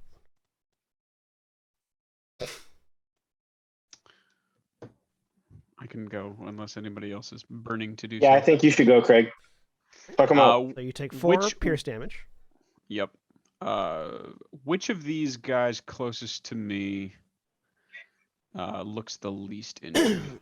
The brute. Okay.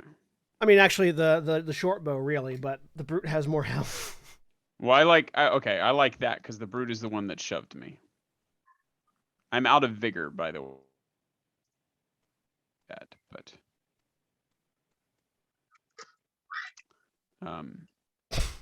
all right, so I will move over to the brute and say, all right, so you like to try to push people around, eh? Well, let me show you what I can do, and I'll grab him. I'm going to use both of my actions to suplex him. And I pick up an adjacent foe. I fly up to 3 spaces, carrying my foe with me. So here and land on the edge of the bridge and smash down with him. We each take light damage. So go ahead and roll your light damage. Um, And I'm assuming you're going to place him adjacent to you over the edge. oh, indeed I am. So you know what happens to enemies when they go over an edge? I'm about to find out, I hope. They fall. They die. Yay! NPCs, unless they're significant NPCs, don't get to come back from edges. So yeah, so there's this flying suplex. Brunhilde grabs the brute, flies through the air, comes and smashes down, and then kind of stands up and just goes boop, and just lets go over the edge. And just there's just a fall, and he just disappears beneath the dust. Does my armor protect me from myself? I think it applies to all damage, right? Unless it says pierce, which it doesn't. So yeah, no, you just your armor protects you from yourself. Okay. This is why headloppers hurt themselves, because they don't hurt themselves as much as they hurt the enemy. Yep. All right. Also, is there a Wilhelm scream? Because I feel like there should be a Yes, Wilhelm there is scream. there is a distinct Wilhelm scream. In fact, Wondrous. he screams the word Wilhelm all the way down. That is not a Wilhelm scream. Says you. Not by traditional definition, no, not That even is- a little bit. Definitely not. Just yell back down. No, it's Brunhilde. Oh no. Now we just know what this guy's boyfriend's name was. There you go. Does it count as does it count as murdering your gays if the party does it?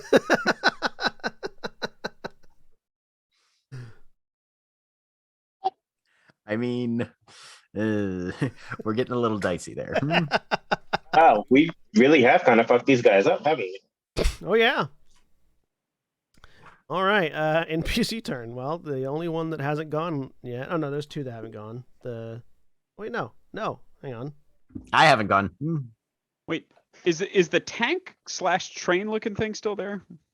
Yeah, it's still up there. It's So I like the missed end of the bridge. so I missed the chance to suplex the train.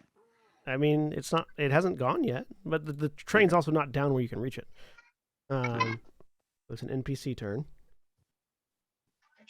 Who hasn't? Oh, the short bow hasn't gone yet this turn. That's why. That's what that is. Thank you. 1, 2, 3, 4. Summoner continues to move forward. He's in range. 1, 2. So the summoner moves forward 4, runs 2 more, pulls out a gun and shoots at Brunhilde. Of course. Because he's a powder mage. They have pistols.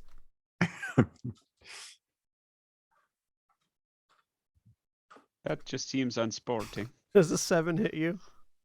No. I think a 7 does hit you, but you it just sort of like buries in the fur and doesn't do anything. You shoot the bear. Rightio, then I'll be having that. It's not. It is not of a caliber designed to pierce bear hide, unfortunately. PC slot.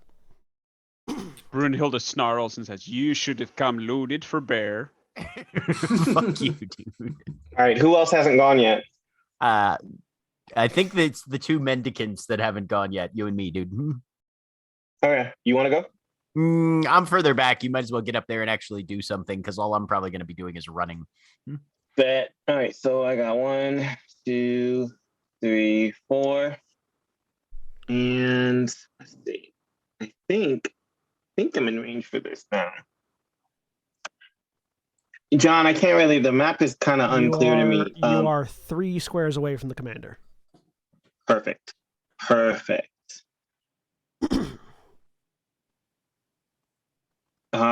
So I have it's actually called it was called it's light magic ranged attack.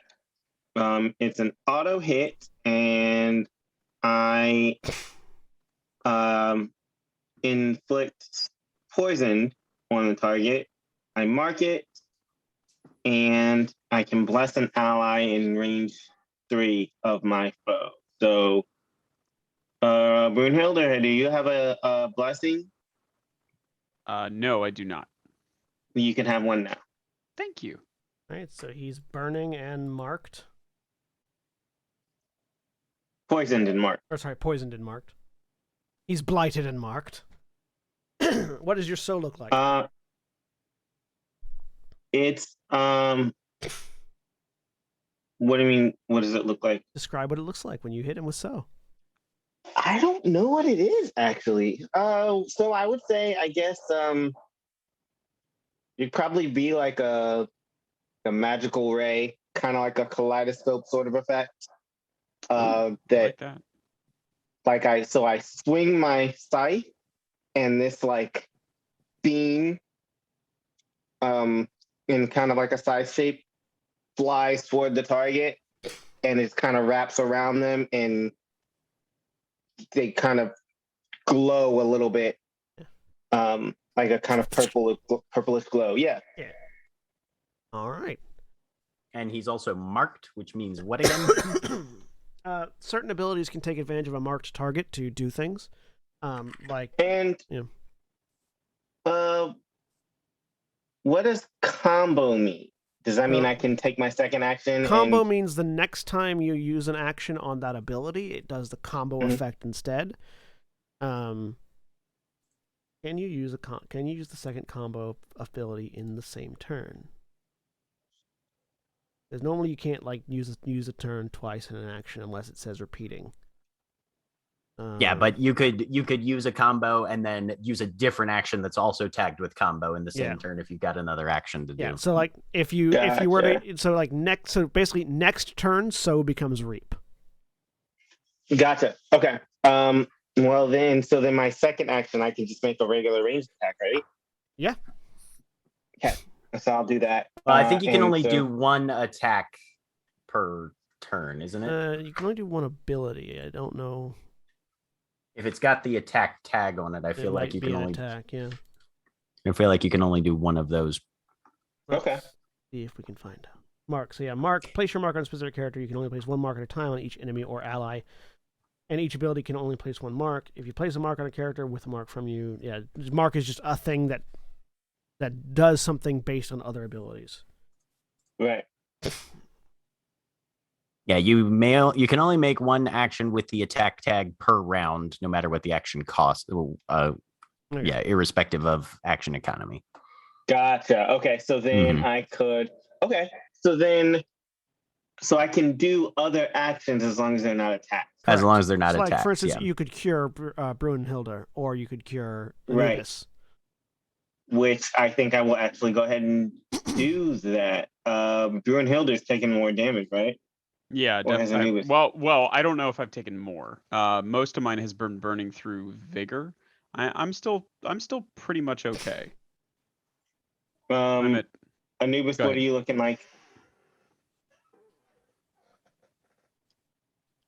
Oh, sorry. Yep. I'm still over half.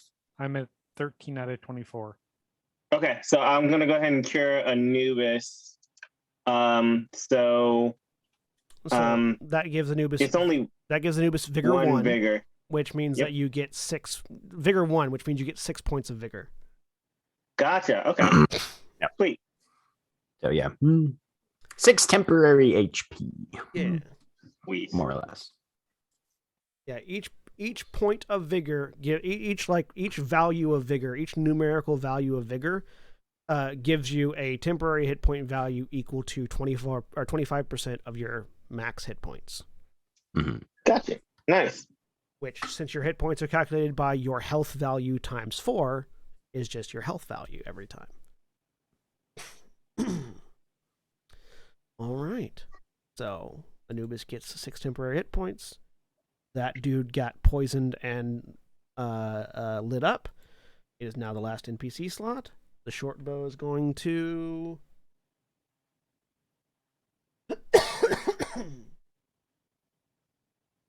the short bow is going to take 2 actions. Step over here and riddle lady. First of all, your mama, bitch. So Does a 16 hit you, lady? 16 does in fact hit me. All right, so you are going to... It's going to deal fray damage 5 times to you, as 5 arrows into you, which is fray damage for them is 1 point, so that's 5 points of damage. So that's 5 points of damage and it ignores my armor, right? No, it doesn't ignore your armor if you have armor. So then I would take 4 then, because I have 1 armor. You have 1 armor, then you actually take no damage then, Sweet. because it's 5 separate instances of fray damage. Oh, gotcha. Okay. Nice. Sweet.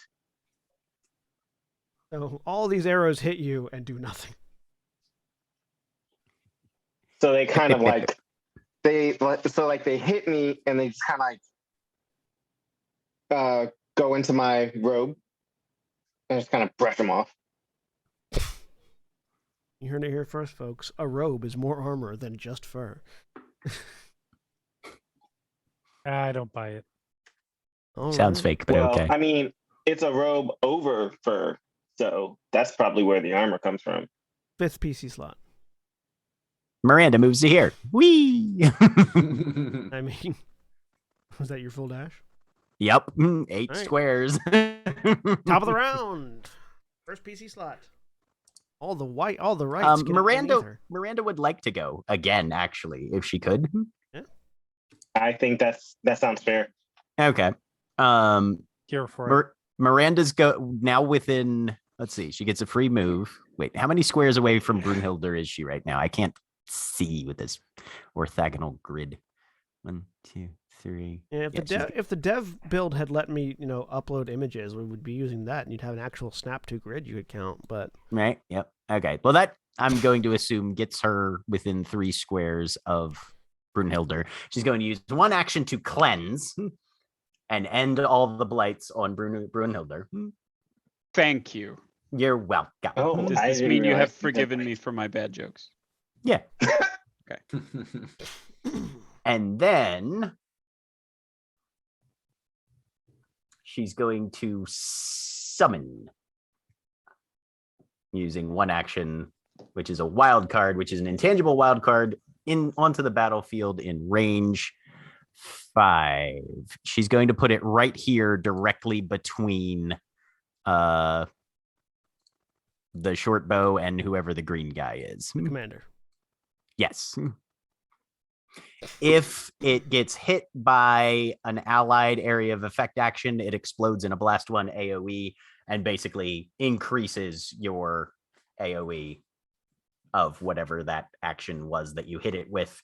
Basically, there's a little tiny landmine that if you hit it with one of your attacks will explode a bit and give your attack a little more area. And hopefully hit one of those fuckers. All right. Yeah, I know we've sort of moved on from it culturally, but I actually thought Shortbow and Commander was one of Russell Crowe's better movies.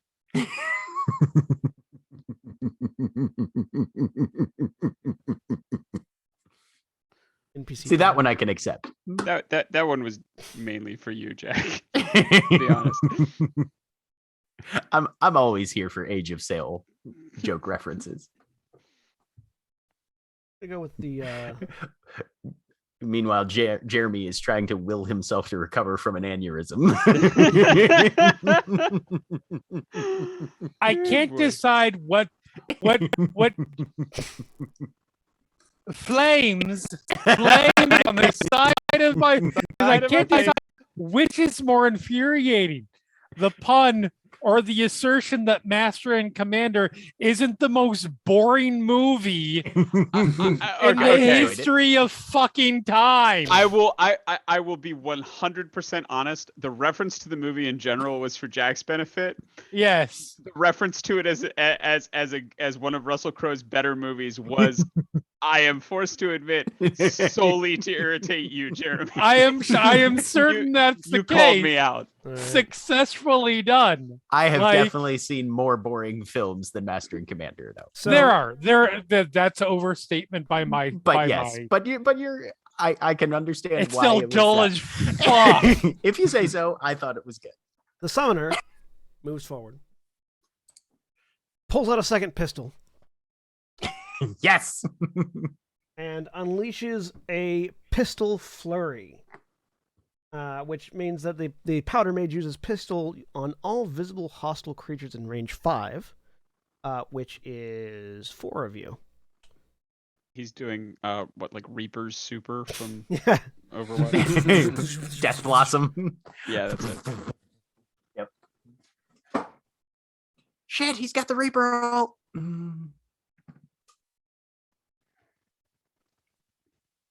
Alts, not supers. I haven't played that game in years. All right, so starting with Anubis.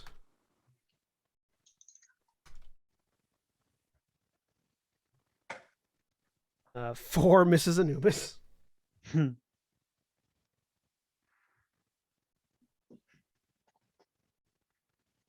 Oh wait, no, it's not an attack roll. Hang on, sorry, I misread that. This is not an attack roll. It just deals piercing fray damage. So Anubis, Anubis, Miranda, Lady, and Bruinhilder all take 2 piercing damage, as the summoner just and piercing damage ignores armor, right? It doesn't doesn't ignore vigor, but ignores armor. Not a fan of that. I'm having a And is it a significant amount of. single? Go ahead. Is it a single instance of piercing damage? Yeah. So it's just the 2? Okay. Just the 2. Thank you. What was that, Craig? Oh, okay. I just realized why I was having trouble with it, because I was trying to reduce the one on the right, but it's the one on the left that is my active HP. So that should actually be significantly lower. All right. And not doing as well as I thought. PC turn. I would like to. So, how big is this guy in front of me? He's a Thren, so he's about 5'8". Okay. Big enough to catch these hands, Jeremy. Yeah, I would like to reach out, grab him by the throat, pick him up, and break all of put my his arm necks. put my arm out to the side, over the edge of this bridge, and then let go. So you are trying to shove him off the edge mechanically. Mechanically, yes. All right. Oh, not Kirby. I'm assuming his name is Kirby because he's shaped like a Thren. Nice. Thank you. I approve. All right. What's the action economy for shoving?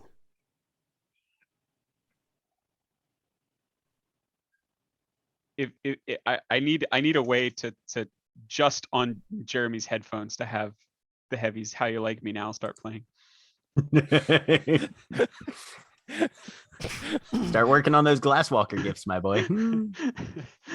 All right. Oh, I can't wait for that. Wait, Craig's playing a Glasswalker? Yeah. Yep. Glasswalker Nice. Ragabash. Yeah. Nice. He's the worst. Glasswalker He's- Ragabash. Wow. He is the worst and the best. All right. Look, sometime I'm gonna have to Absolutely. tell you all about Sal. All right, Then again, you're gonna love what Sal. else is Craig gonna play? Glambro. Yeah. So there's this. Look, some people call it multi-level marketing. I just call it creative marketing. But anyway, All right. So I'm gonna say it is going to be an attack roll that replaces your damage with a shove. Okay. It'll be shove 1, because there's no actual like rule for shoving without abilities, but we'll say it's an attack roll. Okay.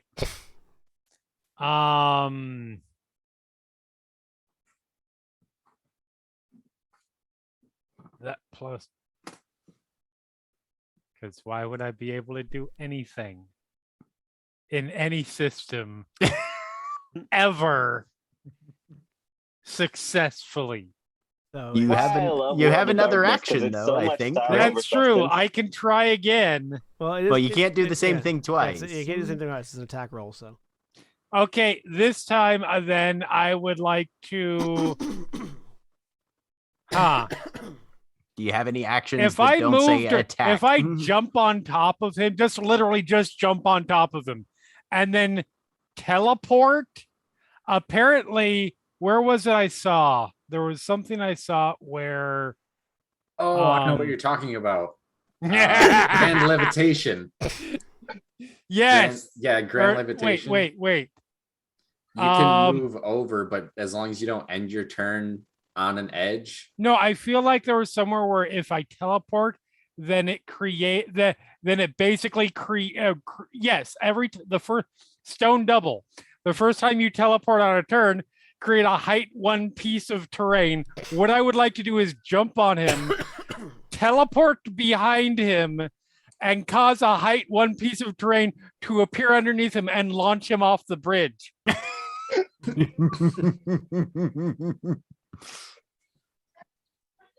okay. I realize that's probably not how that's supposed to work. I don't care. In a campaign, I would say that doesn't actually do what you want it to do, but it's a one shot. So let's say it does what you want it to do. All right. Why not? Hey. Yes. So I jump on him. I teleport behind him. Actually, no. In a campaign, I would say, would you like me to be able to do that to you? Right. I assume because it's called Stone Double, a stone version of me shunts out of the ground. He goes flying, and he goes over the edge of the. So he's gonna make a save. See Okay. if he can God- not die. goddamn gyroid from Animal Crossing. He does save, so he manages Aw. to catch the edge.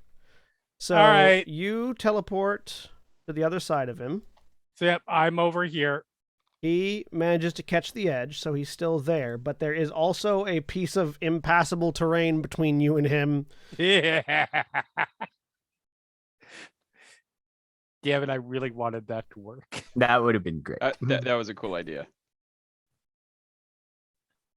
This is your double. It looks just like you. An uninteresting square. All right. Ooh, does it have the mask welded to it? Yes. Well, that raises some. Oh wait, but it also has clothes and everything else. There's a different mask. It also is. Oh glass. dang!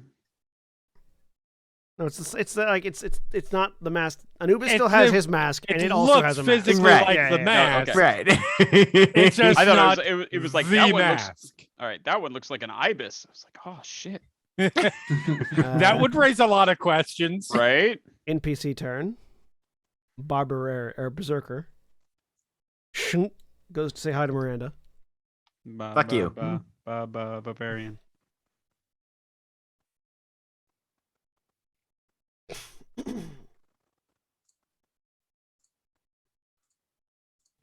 Uh, 10 and 11 to hit you. If my defense is 10, so do they both hit? Yes. Okay. Wasn't sure if it was a meet or exceed kind of thing. Meet. It is exactly a meet or exceed. Okay. Light damage. 1 and 2. So my armor eats the first one, and I take 1 point on the second Why one. is the only person that I can do more than 2 points of damage to Jeremy? You I need took- to ask this. I took 4 from the blights. Yeah, but I didn't like roll that. I just inflicted you with status effect. Oh, fair. Because I chose the character you created based on this guy looks like he's kind of frontline beat people up, but he also has no armor at all.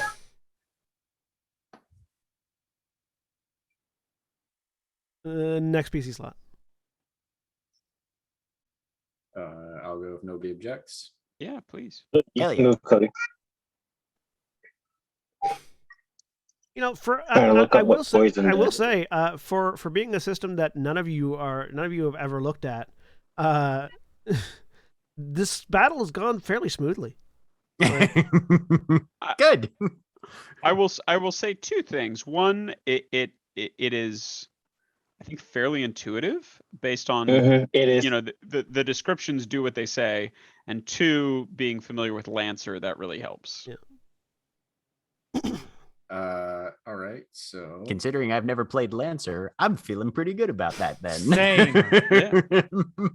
I am going to.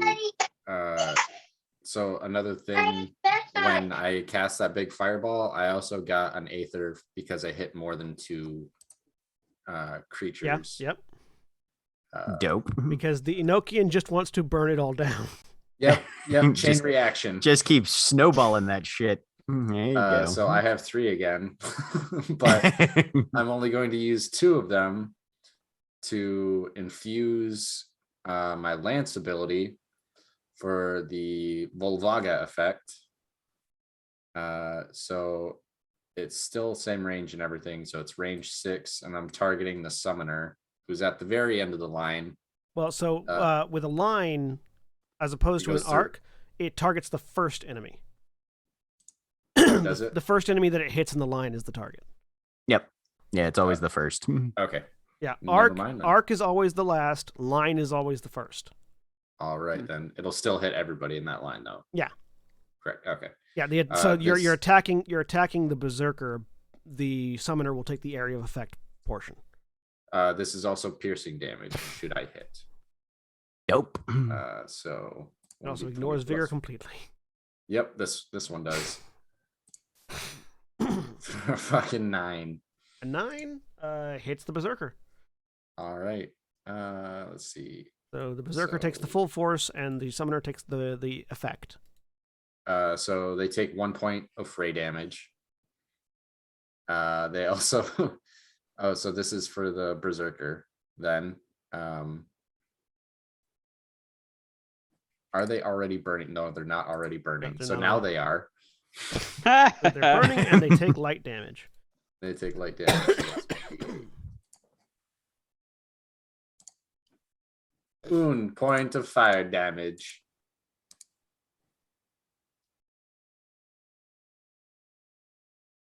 One point of damage to both of them. It's a very impressive Sweet. lance you used. Yeah, and so that was an ability. I'm gonna do. I can do a basic attack, right? Too, right? That was an attack ability, so no, you can't do an attack. Okay. Can't do another attack. Okay. So those 2 are spent.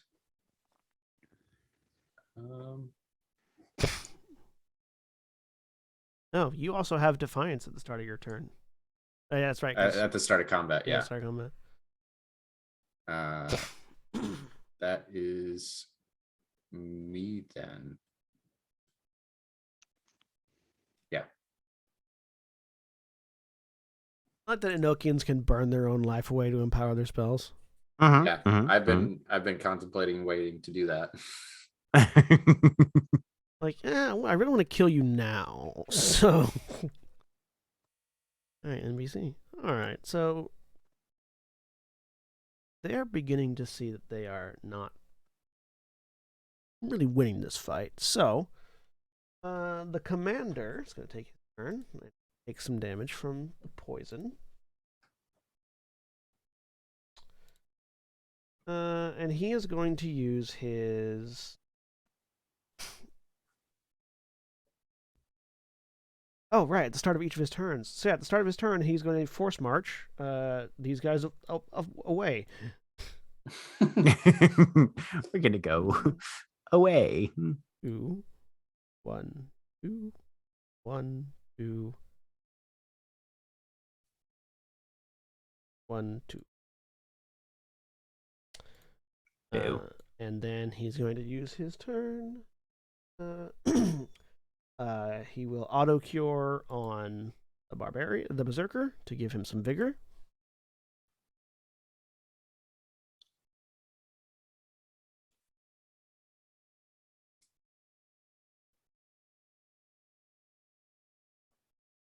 And run. 1, 2, 1, 2, 3, 4. Right, PC. Ooh, I'm actually in a really good position. Does anybody mind if I go? Please do. 1, 2, 3, 4. Yes, I can get here. I am going to do Astra. So I have to use 2 actions for it because it's a heavy magic ranged attack, right? Yes. Okay. It's line 4 and cross 2. So the commander is my actual target, Well, but it hits because it's a line. It's the first in the line. Okay, that's fine. Yeah, you draw a line out. From The short bow.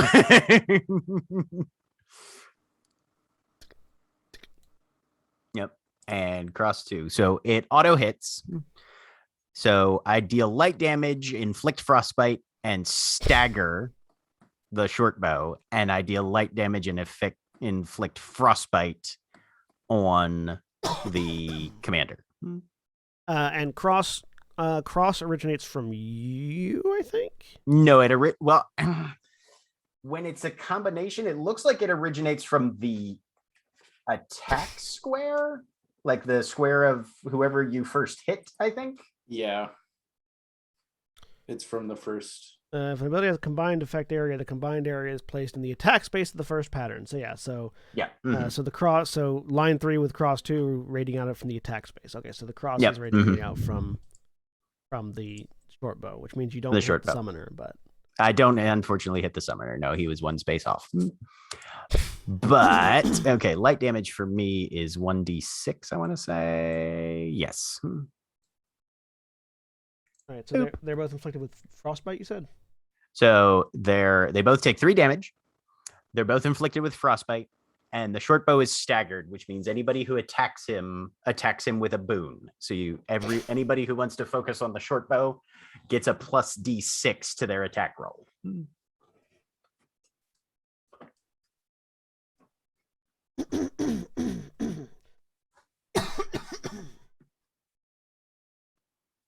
All right. So 2, 1. All right. And that's a status, and I think it just persists until he saves against it or something. Staggered, yeah. All right. Berserker's gone, Summoner's gone, Commander's gone. Shortbow's turn.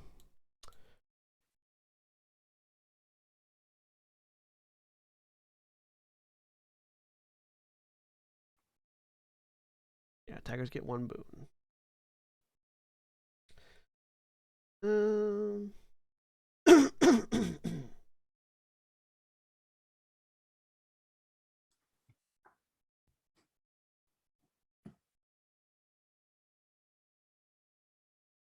So he's gonna run 1, 2, 3, 4, and then use 2 actions to pepper you twice.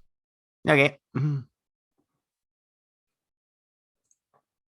So a 6 to hit. Nope. And a 7. Also no. You foresee where the arrows are going and dodge out of the way. Who's the last one to go on your turn? I think it's Camille. No, it's not Camille. It's Brunhilde. I will. Get him, Mama Bear.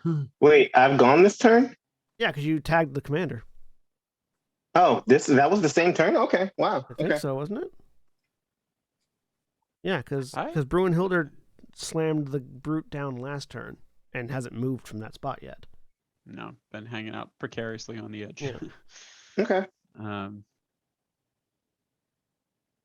gonna run down. So with the short bow has what going on for it? He's staggered, so any attacks made against him have a boon associated with the roll. Okay. Um, one, two, three. I could get just to here, I guess, if I'm running down the edge, if I use the heroic version, which I get to do once for free without bloodying myself again. Correct. So I'm going to use Valkyrie again and jump to here and attack the short bow. So you're not. You're next to the commander. Yeah, you can hit that. Okay. Short bow. Maybe not, but I do get an extra. Well, it's only a 7. So defense is 9. So you miss. Bummer. Still, let's see. On a hit, damage. Well, on a miss, you would normally do things. You miss, you normally do 1 damage, but he has evasion or he has dodge, which means he takes no damage. Got it. Does the effect still take a place, or does that also get negated because of dodge?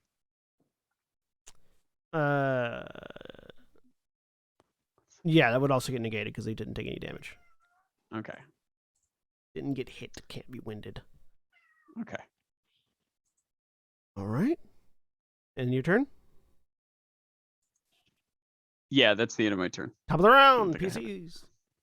Oh, wait a minute. Wait Oh, a minute. Go ahead. I'm sorry. That's only one action. I That's- forgot. that's I have another one. Correct. That's 1 action.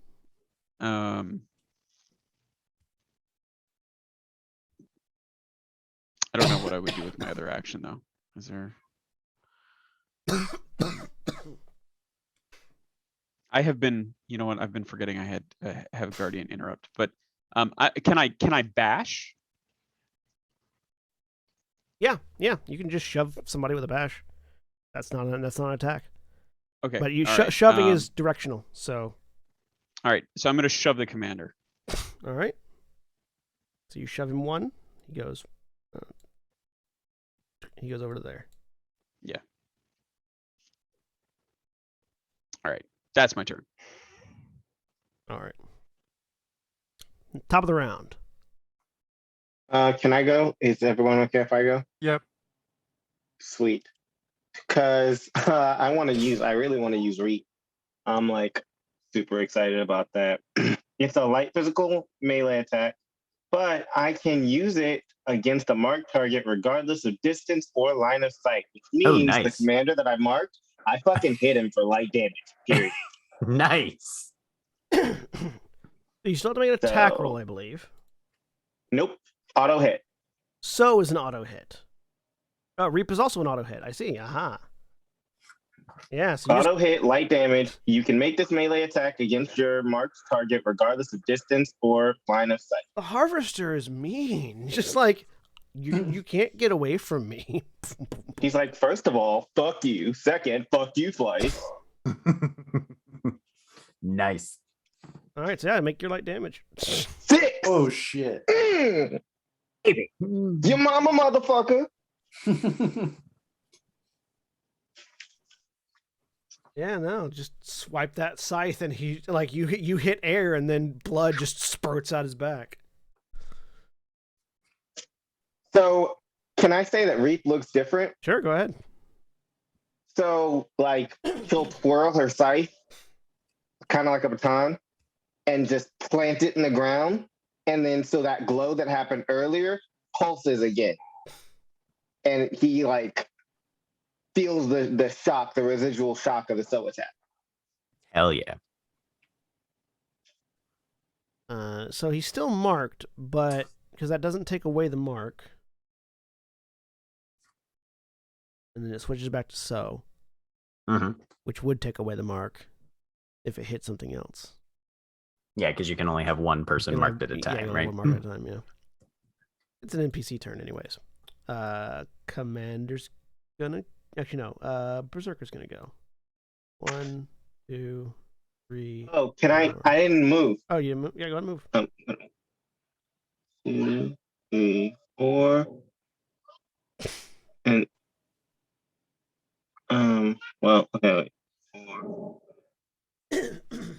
Yep. Because I can dash, right? No, you use your Not dash. you Run. I can run. Yep, 2 Is what I meant. Yep. So that's what I did. All right. Yeah, Berserker's gonna go. 1, 2, 3, 4. 1, 2, 3, 4.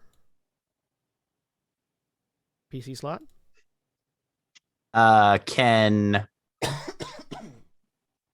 Can Miranda take up? Go for it. She's Sure. going to move to here. She's going to do a close blast 1, which is the combo version of Astra, which will hit all 3 of these guys Oh, so because it's an auto hit. close blast is everyone. So it's blast 1 starting from the square beyond the squares immediately adjacent to you. Right. So if I start it here, then it would cover a 3x3 square. God damn it. But I want fucking freehand, you dipshit. It would cover these 9 squares.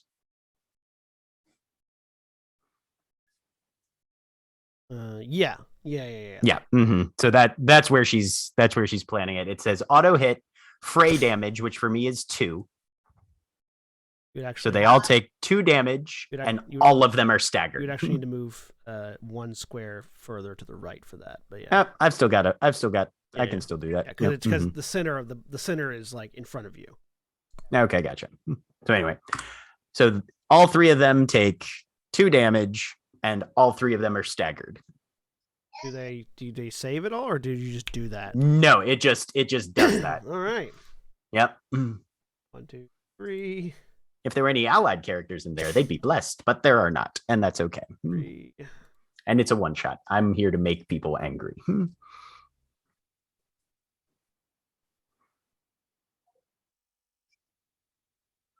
And they're all staggered, you said?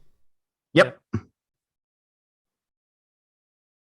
3. All right. Yeah, they're not looking good. Commander's bloodied. Berserker's bloodied.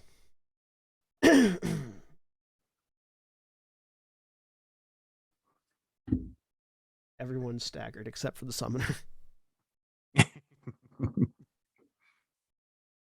All right. Speaking of whom, NPC slot, summoner. What does bloodied mean? Is It means that when you hit a certain- they're at or below half health.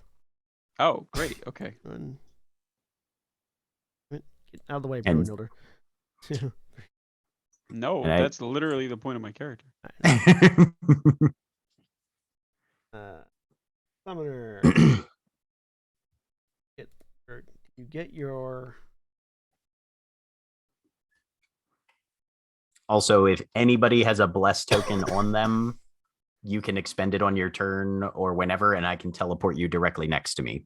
I have that one. I got one of Sweet. those. I'm going to use that. But you're right there already. I know that was the. Does a 10 hit you, Miranda? Yes. All right. My defense is 10 exactly. All right. You take 5 magic damage as the summoner comes up to you and just sort of blasts you with some energy from the crystal. Does my armor reduce that? Yes. Okay. So I take 4, which has me at 17. Cool. PC slot. Does yeah, I was gonna say, Anubis, do you want to expend and get teleported? Sure, why not? All right, 1 in the discard pile. You are teleported adjacent to me, which I think the only open slot is this one right here. I mean, behind you, technically. I mean, or behind me. That works too. Yeah. Mhm. Nope, right there works. Okay. Can I retroactively have used Guardian to take that damage? All right. What's the range on that? It's within 3 spaces. Yeah, which, yeah. So you can take that damage. which they definitely were. Okay, so I I dash don't. to them. Yeah. You may dash 2 spaces toward that ally, and if you're adjacent, you may swap the primary target to you instead, even if you're not in range. I should have been using this because even if you're in 3, you can still use it. It's pretty good motility. Yeah, mobility. Cool. All right. Yay! Miranda's not going mano-a-mano against 4 people anymore. That was a total of 5. Yeah. All right. All right, Jeremy, what you doing? All right. I am bloodied. Remember what I said I was doing last round? Trying to shove a guy or teleport? I mean, teleporting would be useless. He's not. I would actually have to. Right now, I'm actually having to pick him up and carry him over so I can F5 him off of the bridge. You know, you have an ability that will hit all 4 of them. I He know. wants to throw somebody off the bridge, John. Listen. He's playing his own That's game fine. with his own tactical That's fair. objectives. Listen. His own game called Bridge. I was gonna say. If there was a floor that I wouldn't kill me throwing them off, I would be throwing them off and then Randy Savage elbow dropping onto them. Make me an You know, attack there's people roll. that come If into I the thought Call I of could Duty get away match with it, I and they're would not totally here to tackle- win, they're here to get achievements. That's Jeremy right now. Yeah. If I thought I could get away with it, I would tackle one of them off the bridge and like rabbit jump off of them because I think that'd be the coolest shit ever. Yeah, it would be pretty 16. great. All right, you get to shove. You get to Pick shove him up. one. Can I grapple him, carry him over, and then just throw him off the bridge? Unfortunately, no. But you can shove Why? him one. He needs to Emperor Palpatine him. Why not? Because he has a gun and a knife and a bow and won't let you just hold on to it. He can shoot me. I'm okay with that. I don't see how a gun, a knife, or a bow stops him from dying from fall damage. It doesn't, no, but there's the grappling doesn't. Grappling are specific abilities that people like the Headlopper can do. You can shove him, Okay. so you shove him. Hang on. Does he? I'm trying Will to shoving get him make him go off the bridge? He's right next to the edge, so yes. Okay, that's all you needed to say. That's what I was trying to say. Also, Well, it looks like on the map there's an extra square there. That's why I was that square is the wall. So yeah. Okay. No, we've That's learned, why I Jeremy, was is like that when trying you to play pick our- him up. Yeah. You shoved When him we off. play our regular campaign, you need to be a headlopper. That's what we've learned tonight. Yeah. Right, yeah. Yes, headloppers are the ones that do all the wrestling moves. That's my turn. All right. NPC turn. The commander uses at the start of his turn makes them all dash 2. 1, 2, 1, 2. Does anybody have any interrupts for that? 1, 2. I can interrupt on damages, but I think that's it. Okay. A Auto targeted bite cures. attack. Auto cures the berserker. But they can't dash in your engagement or move through your space. But I don't think that applies here. No, he just makes them move too. All right. Unless I'm reading that wrong, and he actually makes them dash, like full on dash too, which would make them have gone much further. Yeah, no, that seems like the accurate reading, but you know, I don't know. I'm assuming it's just moving 2 and not actually like moving 8. Mm-hmm. Difference between 2 and 8 in this game is pretty significant. Yeah. Anyways. So yeah. Sure. Shepherd. Doctor. Rex.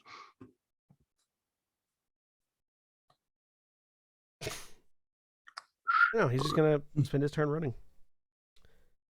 1, 2, 3, 4, dash 1, 2, 3, 4. As he reaches this sort of like target point right here, you see the crystal on the other side glow, and in a pillar of light, he disappears as he escapes. Bitch! Our Rangers are escaping back to Zordon. PC. I think I'm one of the only ones that hasn't gone yet, so I'm gonna just run 8 spaces. You want to spend a bless? I don't have one. Oh. I was the only one that didn't get one. It's no Oops, worry. sorry. No, it's fine. Besides, I only had one teleport card anyway. 7, 8. Not to worry. Dave. I'm a The winded important smoke thing to get wizard. away. That's me. Right. Next PC slot. I billow menacingly. Let's see. Brunhilder hasn't gone. Yeah, I have and not gone yet. Lady Yeah. hasn't gone, Well, right? no, Lady reaped the commander. Oh, that's right. That's right. All right. Brunhilder. I mean, we're on a bridge. I feel like. Is there somebody under? No, that's Anubis's thing. All right, so I'm gonna run up to the summoner. The blue is the summoner, right? Yes. All right. And He's the guy it's- who's thinking with portals, but with his Now- hand. This is not gonna make me not do it, but it's going to make me on a player level be a little more worried. I am Furious Berserk. So when I'm bloodied, you are sturdy and deal bonus damage with all abilities. Does that mean to myself as well? It Yes. probably does. Yes. What does sturdy mean? Sturdy means that you can't be shoved. Okay. All right. Well, You are immune to shove, daze, stagger, and stun. we are suplexing. So, going to drop the summoner off the edge. Yep. He's going to After the die. link. And I might as well. So let's see what happens. Bonus damage means I roll 2. So boosted damage means you roll 1 damage level higher. So light becomes heavy, heavy becomes critical. Is that the same as bonus damage? No. Bonus Bonus damage is, hang on. I think it's rolling damage with advantage, basically.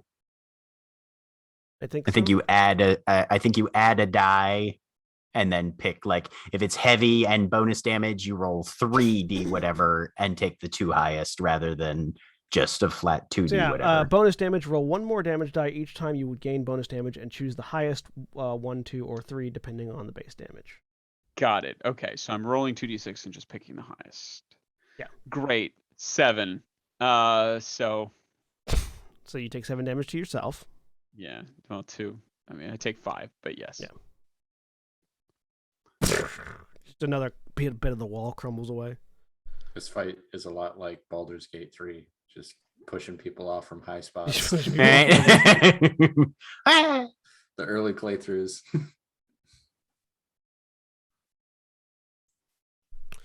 All right, top of the round, another PC slot. Slowly slamming myself into things until I die. Does anybody have anything particularly murdery? I'm a smoke wizard that hurls fire. I got nothing but murder. I could throw this motherfucker off the ledge, but I definitely, almost certainly will take me out. Yeah, let's have you not do that. I'll huck something at him. Cool. Nobody minds. Let's see. I have to 1, 2. That's close enough. And then I'm just gonna do a heavy ranged magical attack. So 20 plus 1, 19. That Oh, hits. I was gonna say. Also, he's still staggered, so you get a +1 d6. Actually, but yeah. roll the +1 d6 because you could crit. 23. Let me see the critical. If it's 20 or higher, like it is normally, or if it's actually roll 20. Critical. A total attack roll of 20 plus, so that's more than 20. So you do Awesome. critical damage. So you crit, which means that it boosts all damage. Which, because you're doing a heavy attack, means you're doing your critical damage of 3d8 instead of 2d8. Awesome. Murder him, Vorney. That's so it's possible to crit and not do critical damage, because if you're doing light attack, you would just do heavy. Correct. Ooh. But it Eight. boosts all damage for the thing. So like if you do an AoE attack that does like, you know, fray damage out in a line and then light damage on the target, and you crit, the light damage Then you do becomes light damage to heavy, everything. and the fray damage becomes light. Right. I mean, I don't have an issue with it mechanically. I just feel like, in terms of labeling, it's a little confusing. Yeah, I definitely feel like they need to clarify that critical damage is boosted heavy rather than critical, because a Mhm. critical does not mean you automatically do critical damage. It means that you boost all your damage. Call it max damage. Like or- I think boosted heavy or something like that. Something that makes Yeah, it very yeah. clear what this is. So all three of those get added together. Yeah, I agree with that. Yeah, that's 8. Yeah. So yeah, 8 points. So basically, he just jogs forward a little bit, and in his offhand, some of the smoke billows out and then solidifies into basically a throwing club, and just a big chunk of like coal obsidian, and he just hucks it at the back of his head. I really enjoy his casual approach to murder. Yeah, gotta keep Just gotta keep a little bit of levity.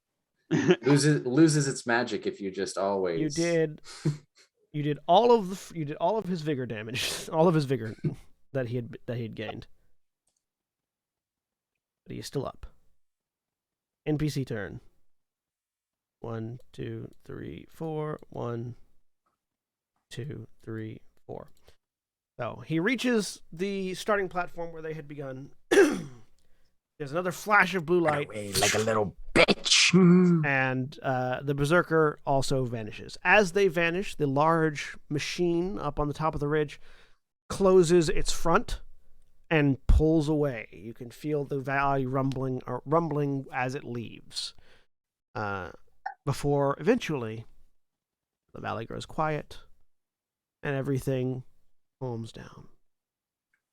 In the few beats that you pause on the bridge to listen for further, you hear the door behind you begin to crack open as the Somnian priestess whom you've come to escort is ready to begin her pilgrimage. And with that, we will end our one-shot. So, thank you all for tuning in and watching as we were just playing around with Icon. As a note for all of our regular viewers, next week we will not be having a stream on this at this time slot. Next week, those of you that have watched for a long time know that we are going into Desert Bus Week starting actually tomorrow, which is a week that I take a vacation from all my stuff in order to help support Desert Bus for Hope.